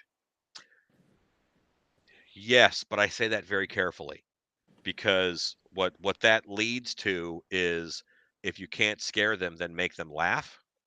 And I don't prescribe to that theory. Maybe I said that like 20 years ago, but now I'm very specific. What do I want you to do? I want you to try to scare them. I don't care if you scare them. I want you to try to scare them. Because let's say that someone comes in who is, a big biker looking guy who's 6'8". Most actors are going to decide in their brain, okay, maybe I can't scare that guy, so I'll joke with him. I'll do a little boogie dance or whatever. He gets a whole show full of the boogie dance. Yeah. And he thinks your haunted house sucks because no one even tried to scare him. So you have to, the actors do the scary show, whether you think you're going to scare them or not. At least then the audience gets the show that you intended. I hope that makes sense. It does. I sorry, I'm like getting to the point where I'm captivated by your words on that, because there's a lot of these theories that I subscribe to myself in the business world as well. But it's really important, going back to your seminar, how important that factoid is, right? Because that 6'8" big burly biker guy could be scared of so many different things and is coming to the haunt, and all it takes is that one actor to get him, and then he's on edge, right? Well, but would you rather have that guy leave and Right. someone says, "Oh, how was it?" Well, it was a good show. The sets were good, costumes were good. I didn't get scared because, I don't get scared. Or it was really weird. All the actors were just doing stupid stuff. Yeah. And no one even tried to scare me. Oh, that would break my heart, Yeah. Do you, and this might be a stupid question, Alan, so forgive me, but in your haunted house, do you have dedicated areas where it's like, okay, we scared them up until this part, let's do a palate cleanse room, and then scare them again in another palate cleanse room, where if it's getting too much, too spooky or too scary, Too intense. kind of a wash, and then they feel good again to go through their. We definitely have ramps in intensity. A lot of that is done in the casting process, because all the actors are numbered between 1 and 5, as far as 5 being the scariest, 1 being the least scary. At auditions, we throw away the 1s and 2s. So we only bring in and hire the people who auditioned at a 3, 4, and 5. But still, there is that, uh, variance between them. And there's some spots, a spot where someone has to talk isn't necessarily a scare spot. Okay. Okay, I'm sorry. I've got this next question because I want to kind of bring it back to your business. Now we're going to switch gears a little bit, back to your business, back with TransWorld, back with Stiltbeast. And I really do want to ask this. How has exhibiting at TransWorld impacted your business? And I've got a follow-up question for Dark Hour as well. It hasn't impacted my business. It's impacted my whole dang life. So Stiltbeast is, let's say 70% of my business for the year is either sold at TransWorld or calls I get because of TransWorld. So there's a lot of it there where I saw this, and then I went, we went back and then we talked with our team, and because we saw that, we know that you can make this. So let's get that order. And all those are, I count those as TransWorld sales. But it's huge. It is without doubt, hands down, the biggest haunted house show. It's where haunted houses go shopping. Yeah. There's other places that maybe haunted houses go to entertain or for a break. St. Louis is not a terrible place, but I'm not going to go there on vacation. I go there to work, and the haunted houses that they go there to work. I think if you're in the business of haunting, go to TransWorld. Okay, so now my follow-up is from an operator at Dark Hour. How has TransWorld helped the way that you do things in your own operation? Tater, that's not allowed on our show. You're gonna need to pull it together. Do you mean at Dark Hour or Yes. at? Okay. Boy, it's exposure. It's exposure, because at TransWorld and certain things like even the Legendary Haunt Tour and seeing other shows, but where I learn the most, it's not at a class. It's at the hotel bar or the mezzanine, or you go outside and you talk to the smokers who are all out there, in the evenings outside of the hotels, and it's going up to them and talking, introducing yourself, and and finding out what makes their haunt special or unique. Like that question, what makes your haunt different? Yeah. The way they answer that then tells you other questions that you can ask, and you can kind of bounce back and forth. Everyone's favorite thing to talk about is themselves, unless they're a haunter, then they want to talk about their haunted house. So all you have to do is ask them and then listen, and kind of reap the benefits of that trading of information. Yeah. I love how people light up when they talk about their haunts too. Right? Yeah, Like it just even more so comes than from their them. children. Your haunted Yeah. house won't disappoint you unless you didn't work on it. Your child could very well just disappoint you because, oops, you made a terrible person. I will. Sorry. 100% I love that. I agree need that on a t-shirt. with Alan, where the most valuable information, why the classes and seminars are great, the weight of the mezzanine or the bar and at the Marriott at night is where everybody goes to talk shop, and you learn. If you're listening and you stop and let the other person talk, you will get a lot of knowledge from. So we talk about knowledge, but there's just something that is good for my soul of being in a giant room with several thousand people who, at least in part, think the way that I do, love the things that I love. That is, you don't get there's no other crowd that you go into, Yeah. and those people are like you. Yeah. Those people value what you value. Certainly not politics. Certainly not. If you went to a community event, you wouldn't get that. This is it's a huge gathering of like-minded individuals, and it's the magic of TransWorld is taking a moment and taking the time. In many ways, TransWorld is about stuff, because you go there to buy things for your show. You go there to get things, or you're going there to sell things. But taking a moment and look at all the people and just realize, the people that are in our industry and chills. who have our wants and our needs and share our common vision. And Yeah.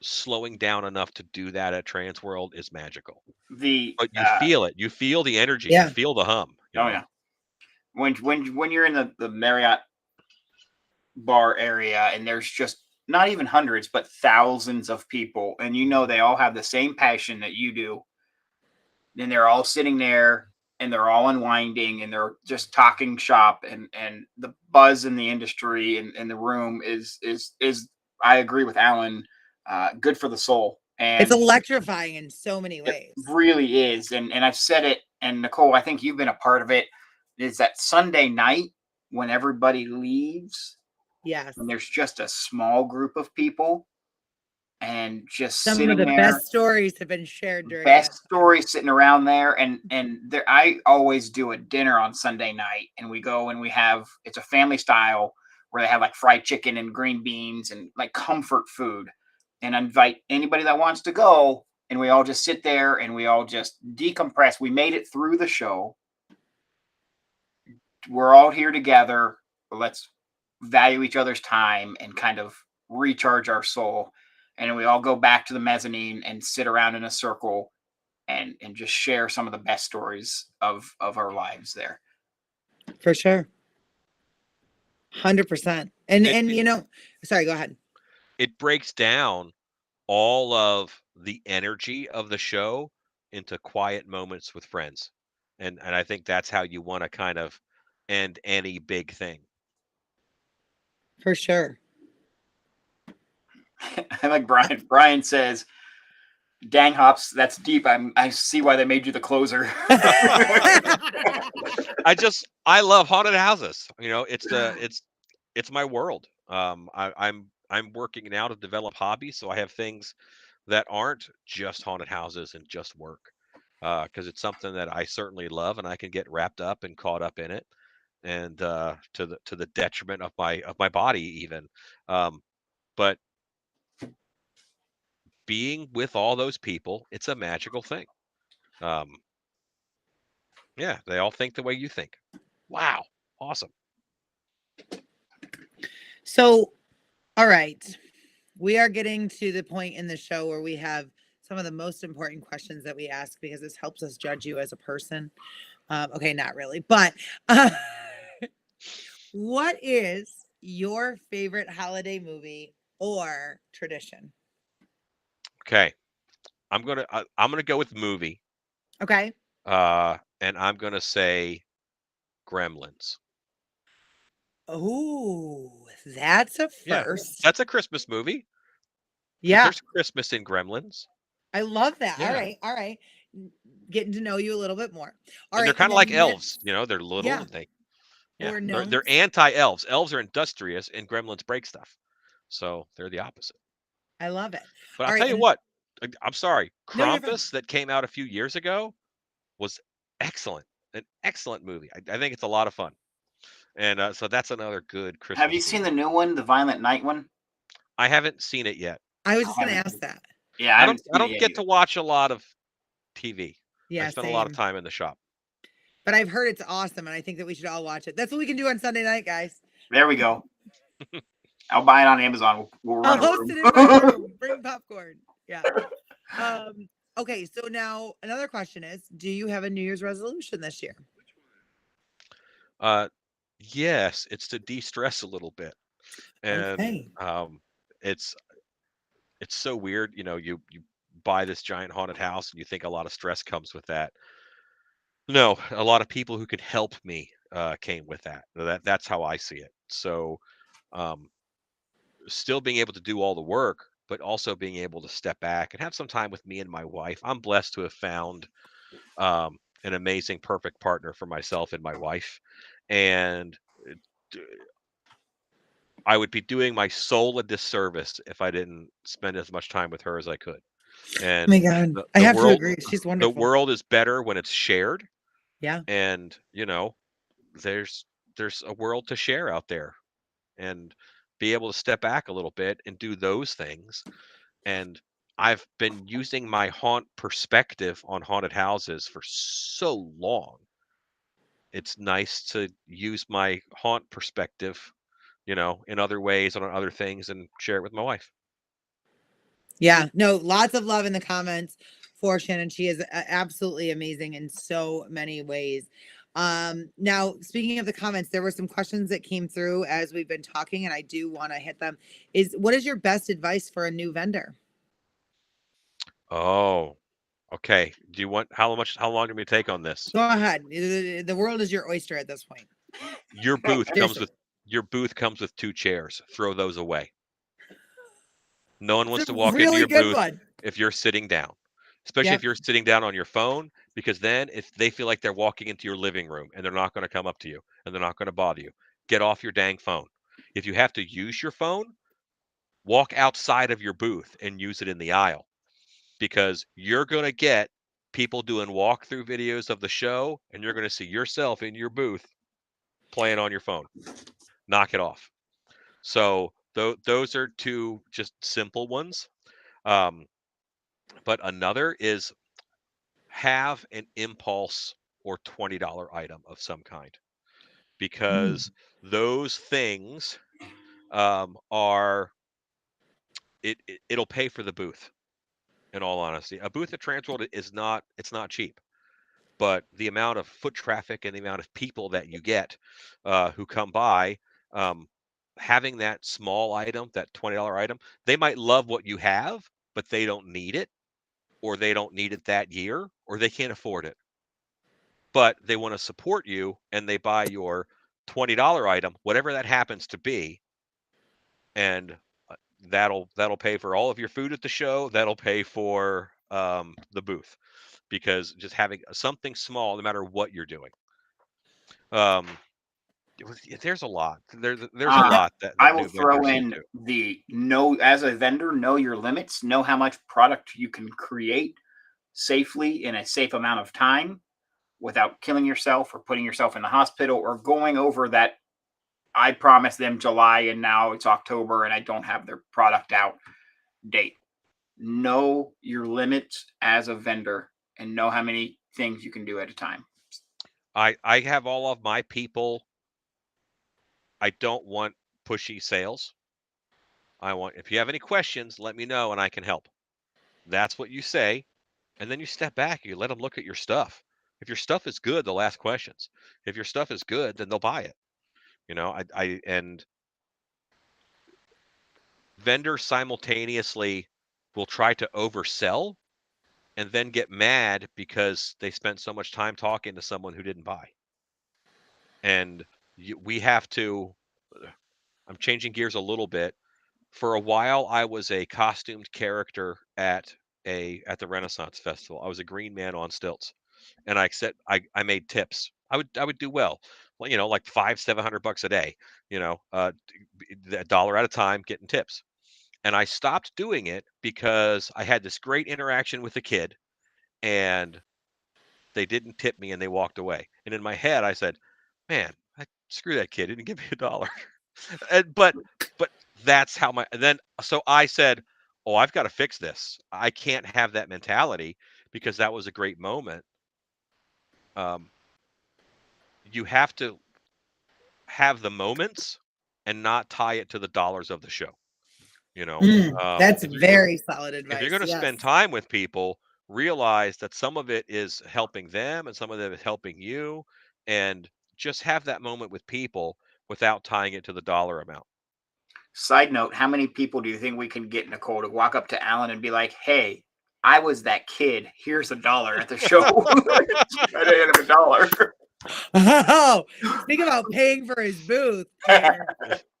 Everybody watching, please bring $1. Make sure that you make I disagree with Alan about the chairs because Throw them out. I need the chairs to write. It doesn't. Alan's a little different than Except at your order writing desk. Yeah, Have a desk to order write writing, orders. order Have a writing. chair there. Yes.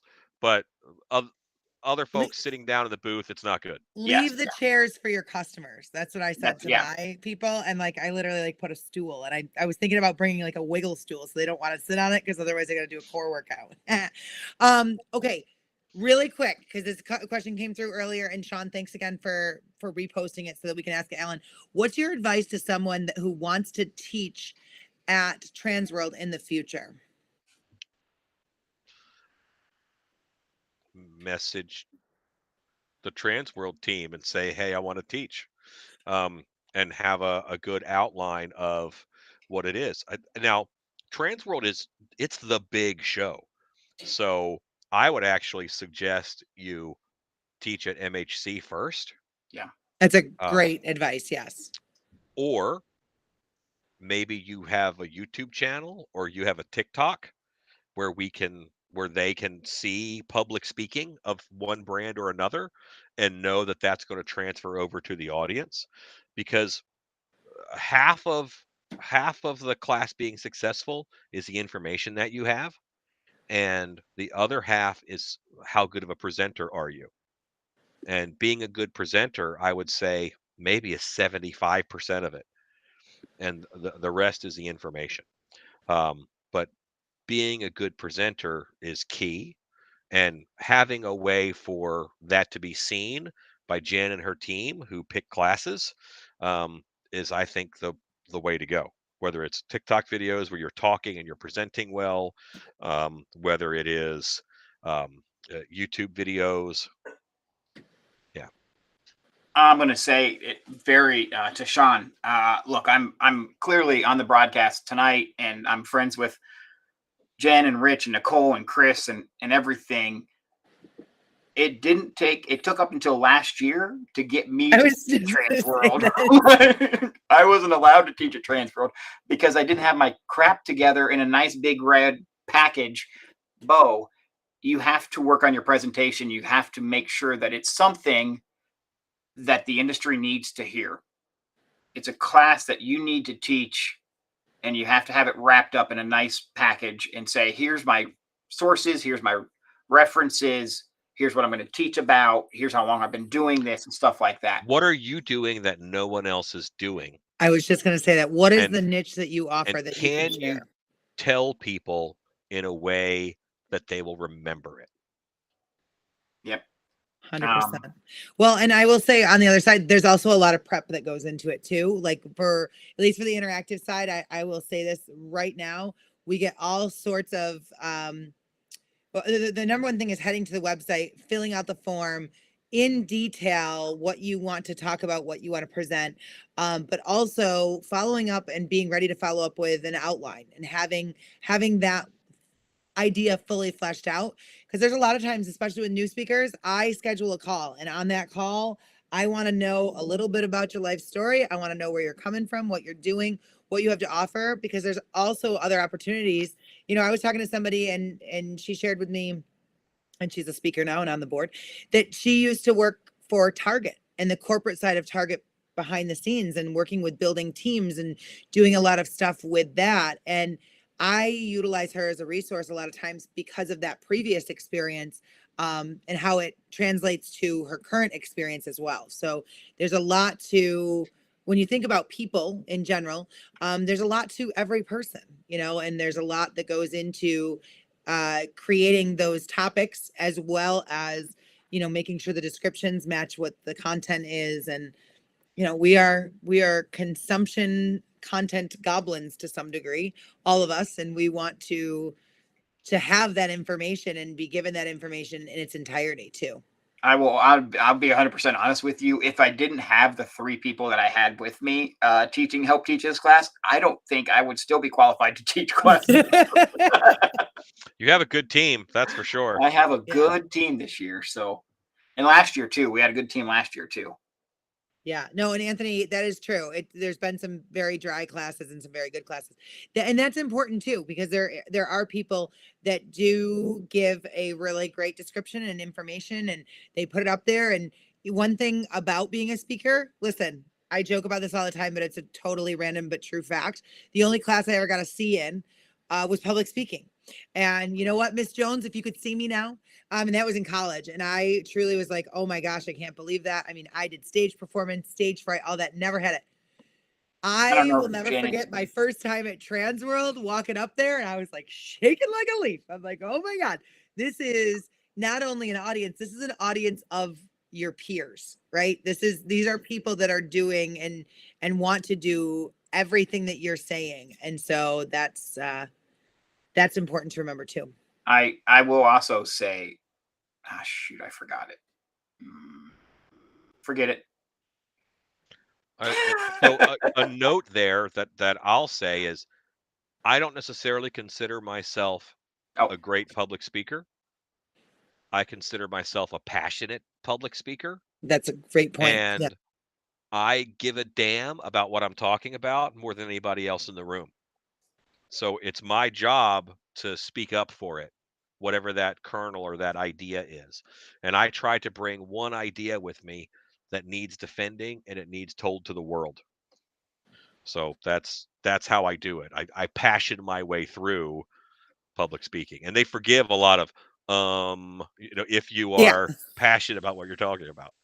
There's that's an also, important thing too. Oh, go ahead. I remembered, Nicole. I remembered. I do believe there are survey forms at the end of the classes that the TransWorld takes back and compiles the scores and definitely looks at and says, okay, well, maybe he's not, that class was great. Maybe it's not a good public speaker. Maybe we can work with them to do it a little better. But, the classes are self-governed kind of a thing where, Alan, there's somebody behind you. My shop is full of people working. Jeez. It's full of people working. There are molds being made right now. Yeah. There's somebody running around. Yes. So, and I just want to touch on the comments that are coming in. These are really, really, really important. So somebody said, I grew up with an awarded public speaker, so I'm a little critical. And Sean saying, haven't taken your class, I would say you're an educator and not a teacher, if that makes sense. So that's incredibly important because, our seminar series, and I've said this before, are really educational tracks, right? And these are industry professionals that live, breathe, and die by what they do. And there are some people that have excellent information. However, and they're willing to give it to you and they're willing to go about it and stuff. And they might not get up there and tap dance on the stage for you. Like I might, or Alan might, but they still have incredible information to share. And that's part of it as a speaker, is being able to organize it, as Tater said. You can pay for class to come and hear Tater talk for an hour. Or you could pay for a class to come and watch Tater go through how he performs, how he's been successful. I think that's a Midwest class. I think that's coming back maybe this year for the Midwest, Alan. We'll see. We did a good one. Yeah. But yes. And to answer Michael's question, I just saw it come in. Alan will be signing autographs on the mezzanine from 9 to 10 every night. If you'd like to handshake and personally talk to him, 9 to 10. I will not. But I'm in my booth.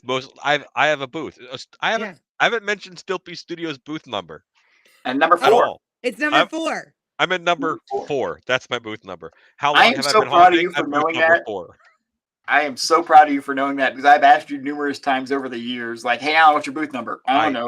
I tried to leave it the same so I don't have to remember another booth number. I like it. I like it a lot.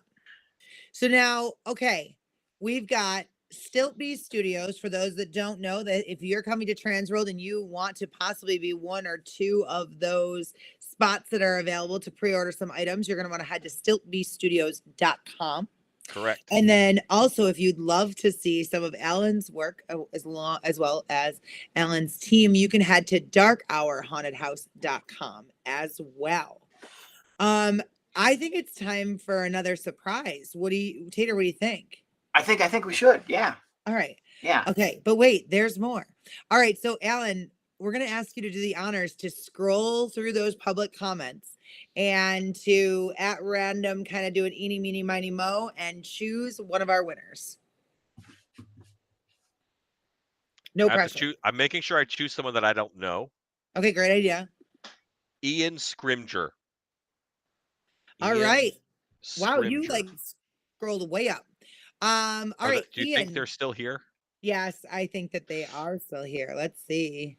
I might have made them Ian, sleepy. Congratulations. You have won a 1-hour seminar pass for you, or to utilize on one of the seminars. You could actually use it on one of Alan's wonderful seminars, or even one of the team seminars. Go ahead and contact us at Nicole, NICOLE, at HAShow.com. We had a freeze.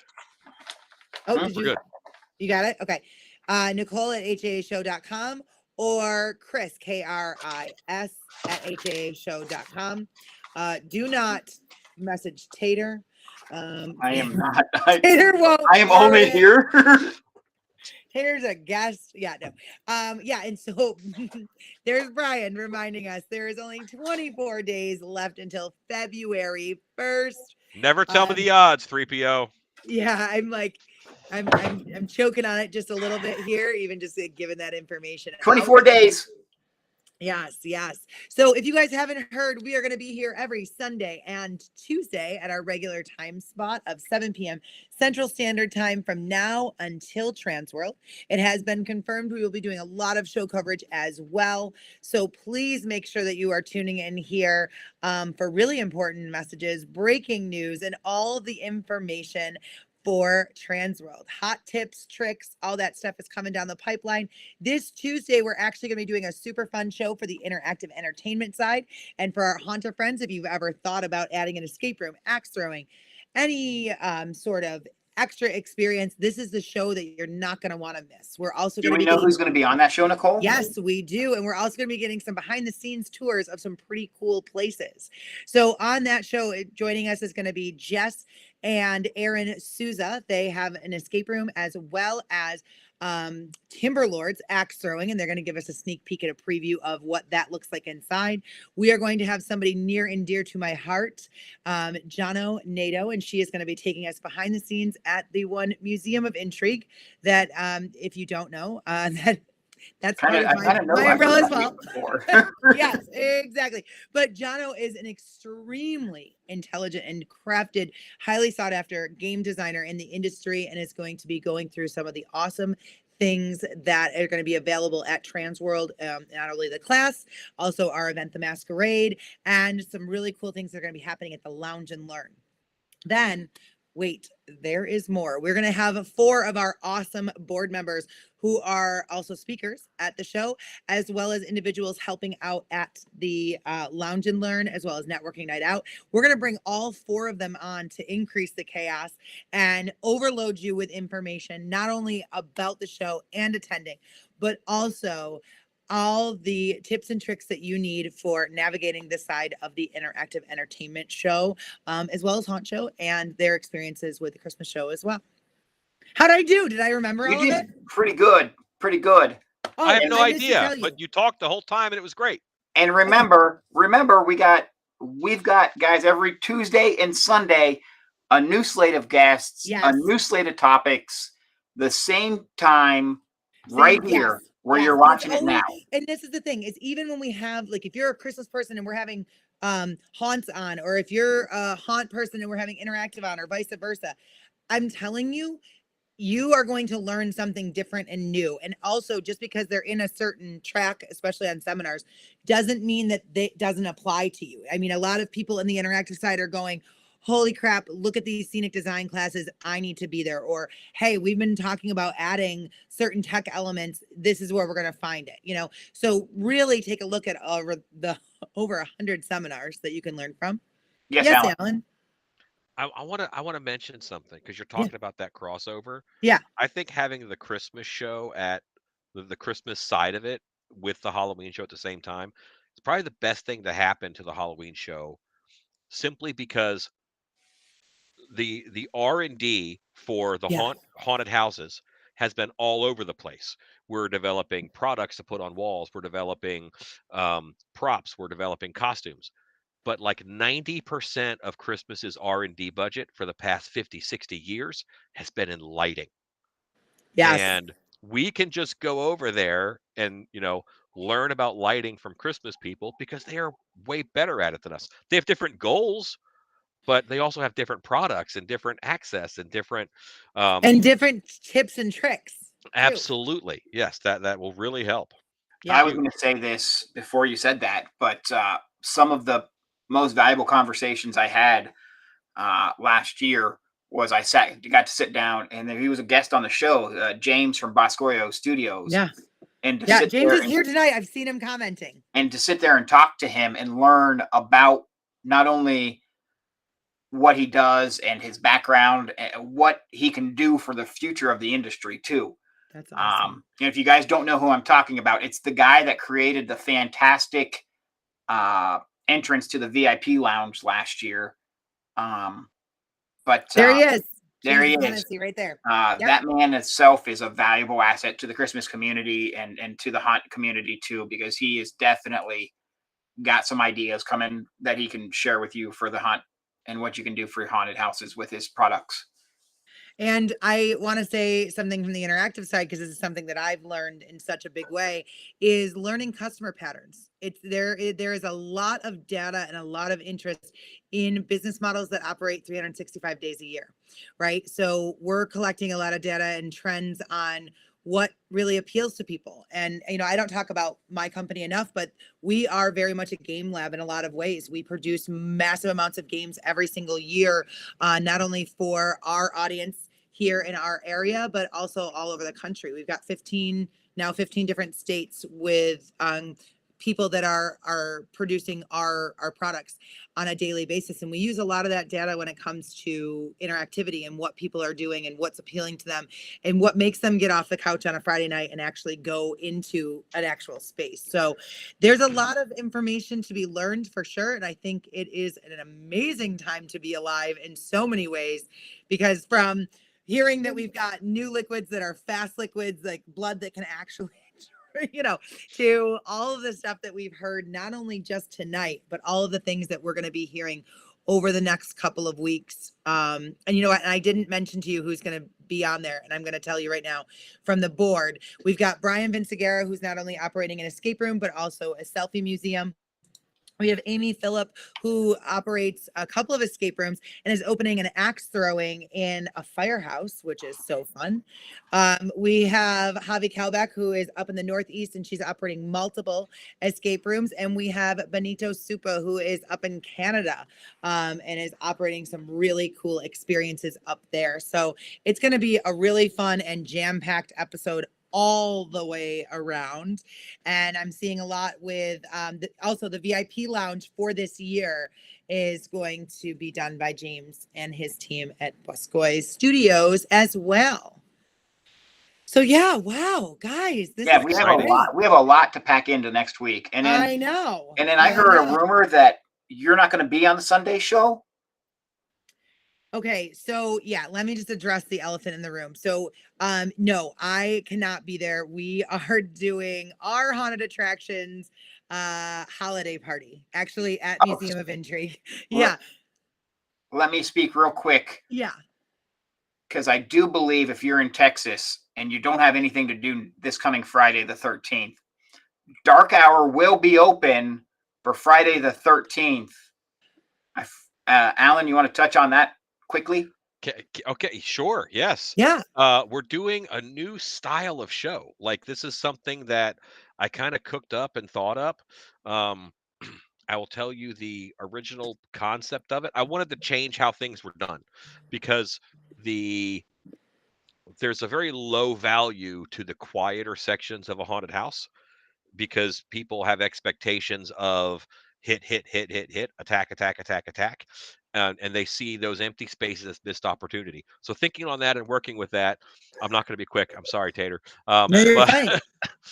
But it's when you get in, you're assigned a slasher. So it's an 80s slasher style show where we made up our own slashers. And your group is assigned a slasher. So you go through and it's two actors who are dressed exactly the same, who are leapfrogging you through the show.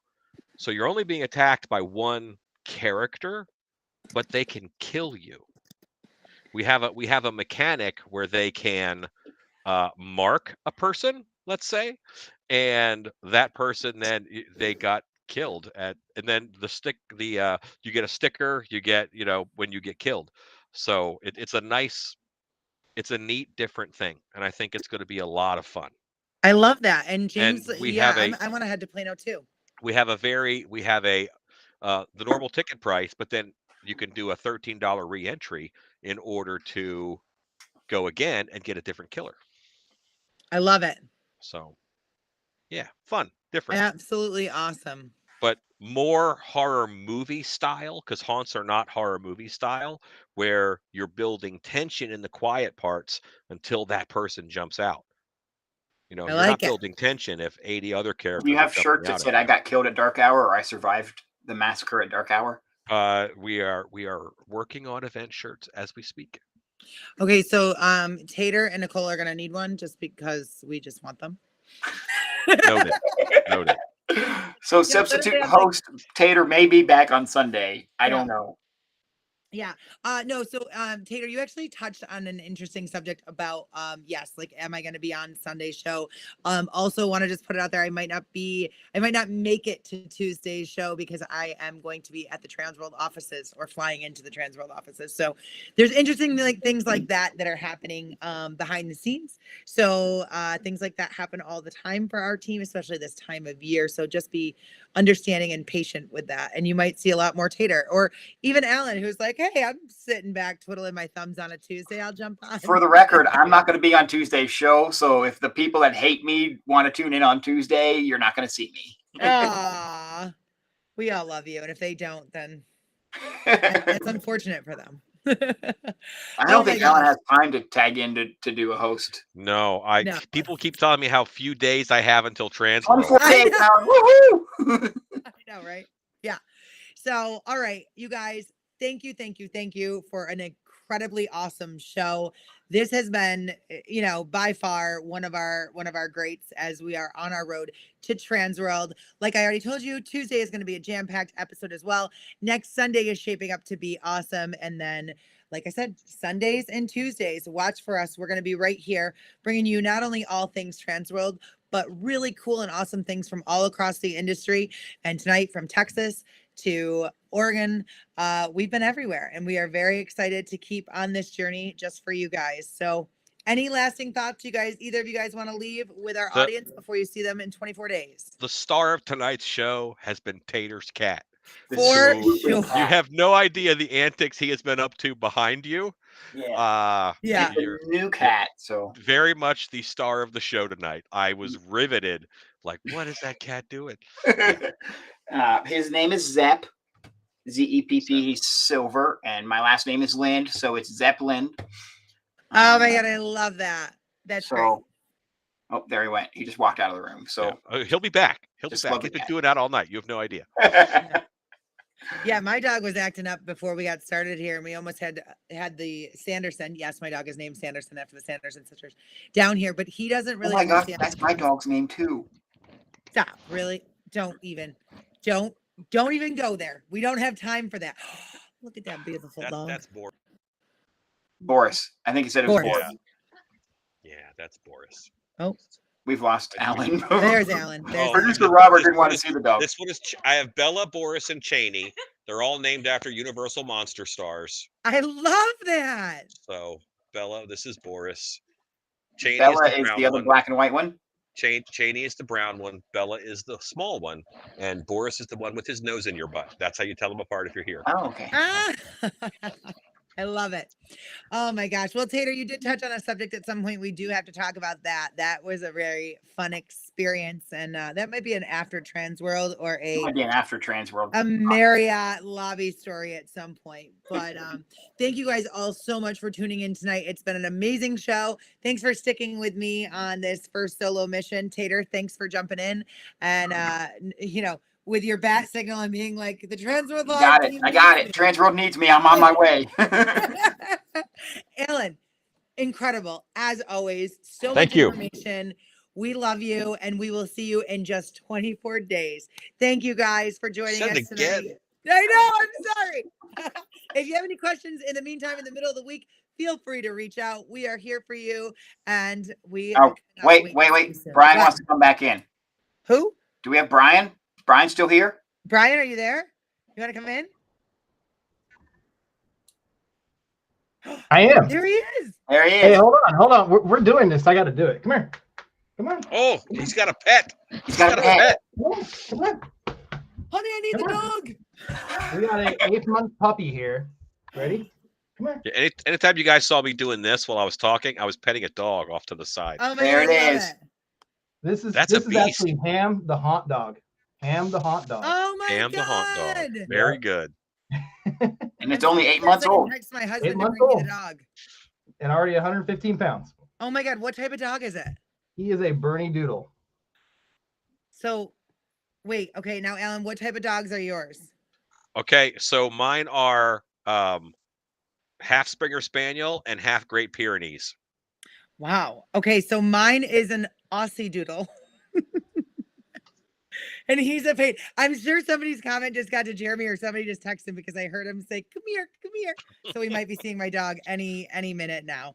But yeah, so I got a question for you guys. Are you guys all dog people or cat people or both? Both. Both. Both. Both? I live in a cabin in the woods, so I need cats to keep the exterior critter population down. Okay, guys, guess what? I'm going to introduce Oh, you to look. Sanderson. Here he comes. He's actually coming down. Come Hooray. here. I don't have a dog, but I could try to track my cat down if you want. Wait, Taylor, what's your cat's name? It's a no doodle. It's a what? It's a no doodle. I That have means two they got cats. fixed. I Hey, have guys. a This is Sanderson Ginsburg. He embodies all things of a Sanderson sister. He's mischievous. He is, although my one son calls him, he's like, we should have named him Binks because he acts like a cat. He's lazy. But really, he's crazy all the way around. So, all right. I have a Thank you, Gizmo and a guys. Zep. Cats. That's all I got. But all right, Robert's giving us the cue, Nicole. We I should know. wrap I this know. up. He's like, all He right, tried to that's kick it. me out already a couple times. So goodbye, everybody. All right, bye guys. Thank you so much. We will see you on Tuesday and then again next Sunday. Make sure to set your reminders for 7 p.m. Central Standard Time and also your reminder for 24 days from now to meet us in St. Louis. See you guys soon.